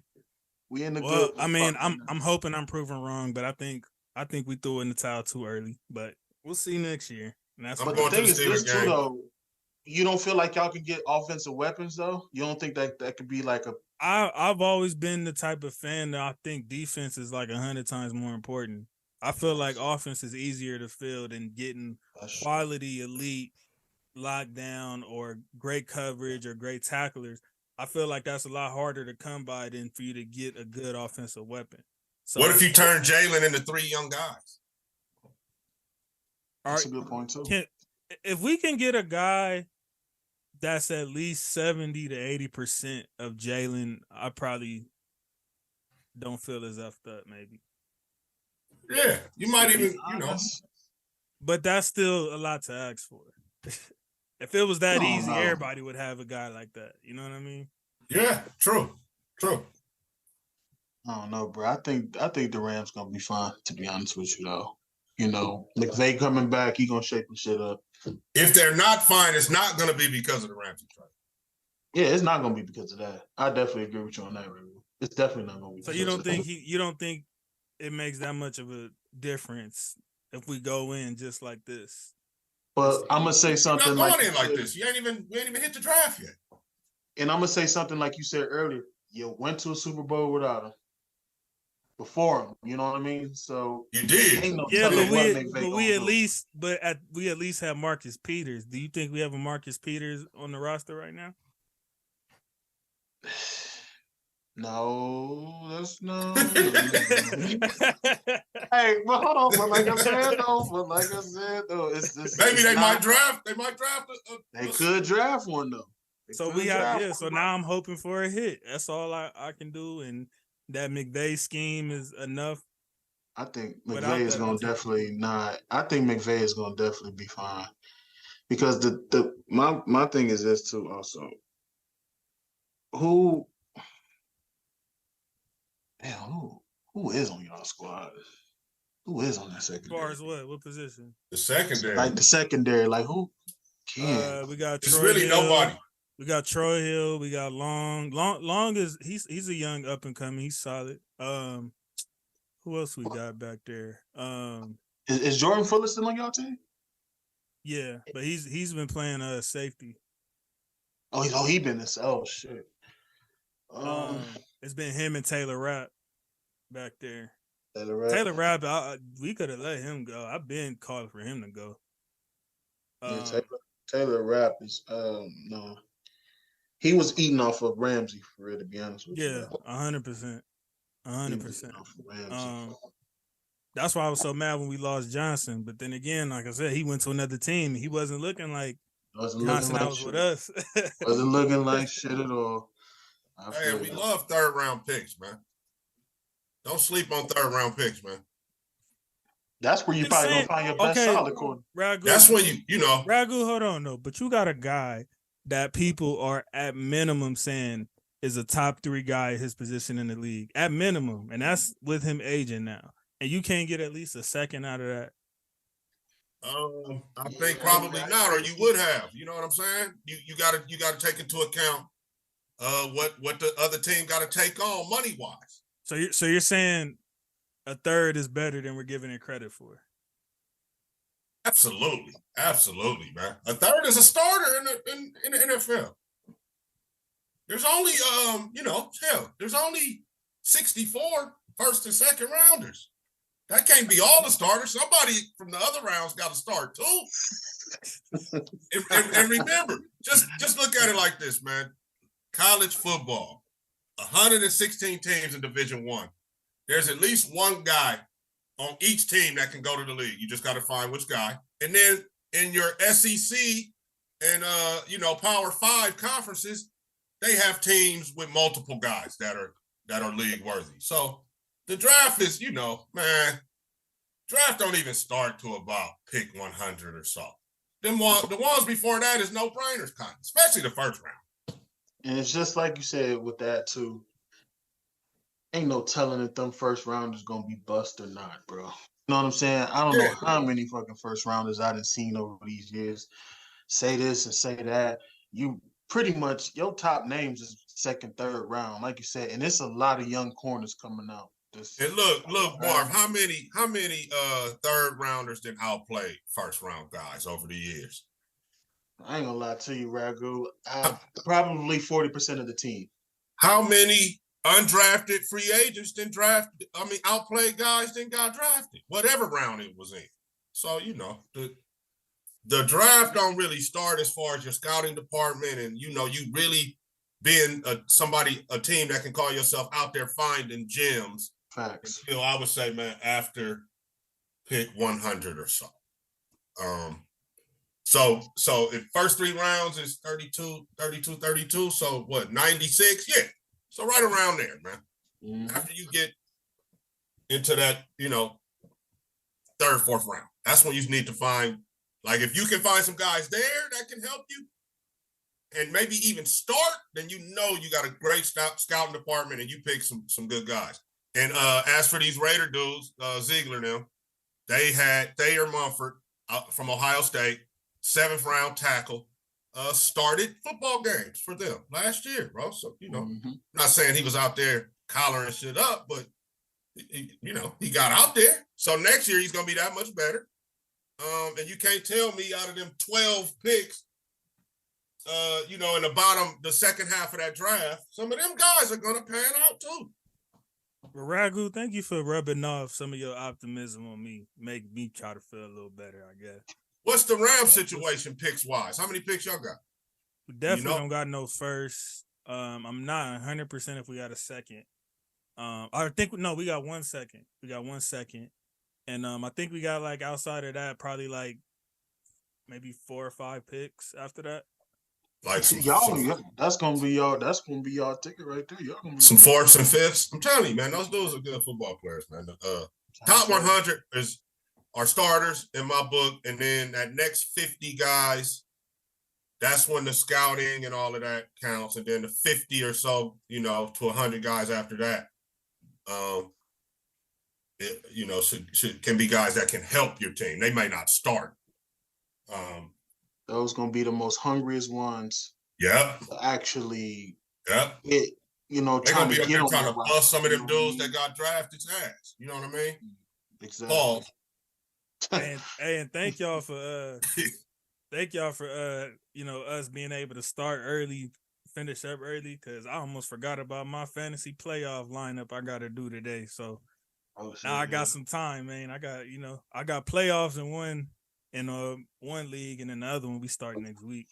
Ragu, I forgot to ask you this year. You still rolling next year, man? What's up? Next year, yeah, because you said you just didn't want to you wasn't trying to commission no more, but I bought. But I think we got full kind of quick this year. That's probably why I didn't get a chance to ask you. I had so many people I had to say no to because it be filling up so quick. Oh yeah, I'll definitely run. It's weird though, like my like the basketball league I got that's what be like filling up quicker than football, but I know football is like more popular, so I think I just know more hoop heads. That's probably what it is. Yeah, and you never told me about your football when I get in there. This year was my first year. Yeah, it was my first year doing football, and I struggled more with that one, and then basketball came. It was like quick, easy. I'm telling people no. Getting ready to draft in baseball. My baseball draft is 2 weeks. Oh, okay. That's something I don't know nothing about. You ready to go? Man, baseball, the good thing about it is it don't change too much year to year. There's a new guy that from last year every year, but other than that, it's the usual suspects. You just got to set your team up right and hope that the injury bug don't hit you, just like in any of that shit. So, yeah, I'm ready to go. For sure. I think I got one more. Y'all know somebody. I think Isaiah. Somebody said they played like fantasy baseball, or was that EJ? Eugene and them. Yeah. I don't know if he still is, but he used to do baseball fantasy. Yeah, that was EJ. He used to do everything back in the day. Like he did every sport. I brought him back to fantasy though. He stopped for a long time. Yeah, he stopped for a couple years because the last one he did was 2016. He stopped for hella years. Yeah, because he said somebody made him mad or did some cheating slip, And then once I started doing my basketball split, that was when he came back. So he had retired for a minute, but he was doing fantasy like when Iverson and them was in the league and split like that. he's like a veteran. Your fantasy OG. Hell yeah. I got a few niggas in the league like that they was like, yeah, I remember like when T-Mac was having his crazy seasons, when Kobe was going for 35 a game. Like, well, I was in fantasy then. Yeah, I remember too. I started playing fantasy in about 05. Oh, okay, damn, yeah. So you an OG in this shit too. Man, shit. Once you got uncles and shit, You never stopped though. Hell no. If I can find any way to make some money, I'm on it, bro. Yeah, I did. I started NBA with Ragu. He's the one that brought me in like ever. That was how I started, and then I ended up doing my own split because he left basketball. And then last year was my first year ever doing my own football league. But the first one I joined was my cousin Melton and my uncle Babe. They did a league together. So that was like a couple years ago when I first joined football. You know what? I can understand Eugene too, because I got out for a couple of years after commissioning all three for years. You get tired of dudes, man, and all of the right. It'd be a lot, man. I'm telling you, man. It's definitely a lot. That's why I try to keep a certain type of people, you know, that I have in my spit. And you know, I'm an honorable commissioner. You feel me? It makes me like not ever do no split like that. You know what I'm saying? It's like what's the point? You know what I mean? People be hitting I try you to up give like, people that safe haven. Yeah, they be hitting you up like, what's going on with this? What's going on with that? I'm like, man, yeah, niggas like I don't like. What's the point of manipulating the league and doing all that extra? For me, it was the chasing grown people around for the little few dollars we supposed to be playing for. Yes, and can never get. See, but that goes to personnel, Ragu. Hey, bro, that shit used to. Oh man, that shit used to. But Ragu, like that goes to personnel, and that's why I start with that. It's certain niggas heads where it's like I know I ain't got to worry about that. You know, you're right, because all of my fantasy leagues started free, and then we wanted to convert and go into money, and it was like pulling teeth with these black folks, bro. That's why I said it depends on the personnel. And you know your spit. You know what I'm saying? Then you got dudes calling me talking about, you know, that dude is a bot, or who, you know, are you running that team too? And what's up with that trade? I ain't never got that. What the hell? This I don't know if Marv, if you went through this shit before. Yes. Hey, you running how many teams you got? How many teams? Why y'all doing trades? Like, is that your team too? Like, I don't even know that dude for real. Is that a real dude? And then I don't know if you went through this too. I must have just been blessed so far that I haven't experienced. Because you only did 1 year, right? You only did 1 year. No, as far as for football, yeah. Basketball, I started. Ragu, when did you stop? Like 17, 18? So I know we was 14, 15. Yeah, I think I was with you like 2-3 years. So whenever he stopped, that's when I started my own. And I've had little minor issues here and there, but not to nobody accuse me of nothing like that. Like Ragu said, but I can account for everybody in my league. I wish a nigga would. You got niggas questioning you. And then you got, hold on, this is the funniest part. You got niggas doing side bets. Like, oh, I'll send you 50 for this nigga here. Yeah. You know what I'm saying? What? Yeah. Doing side shit like that. But see, that's probably a positive of with me. It's probably like 20%, no 20% versus, you know what I'm saying? Like everybody don't know everybody. So I got like these people from this core. I might have like 2-3 people from there. And then this dude might have brought his them is the dudes over there. Them cluster of dudes will be the ones that do these deals with each other. But I'm not. When two of them look like they're not gonna win, they'll partner up with the one dude and send him bogus trades, bro. That's what I'm talking about. But Ragu, I'm not stupid either. You know, like I know my hoops, nigga. So football, you might be able to get me, but in basketball, nigga, I know good and damn well that's not no real trade. Stop playing with me. Yeah, you know what I'm saying? So you're not gonna get away with that in hoops. Football, you might be able to get me, but you're not gonna get me in hoops with that. So that's why I feel like I wouldn't have to worry about it, man. Then you got niggas who really do be losing. Yo, man, my wife needs shit. I gotta get a refund. I was like, no, nigga, you locked in. Cause somebody do a trade. Somebody do a shit. trade like that in my league. I'm calling like, hey, nigga, you need to explain. Matter of fact, I did it with Eugene.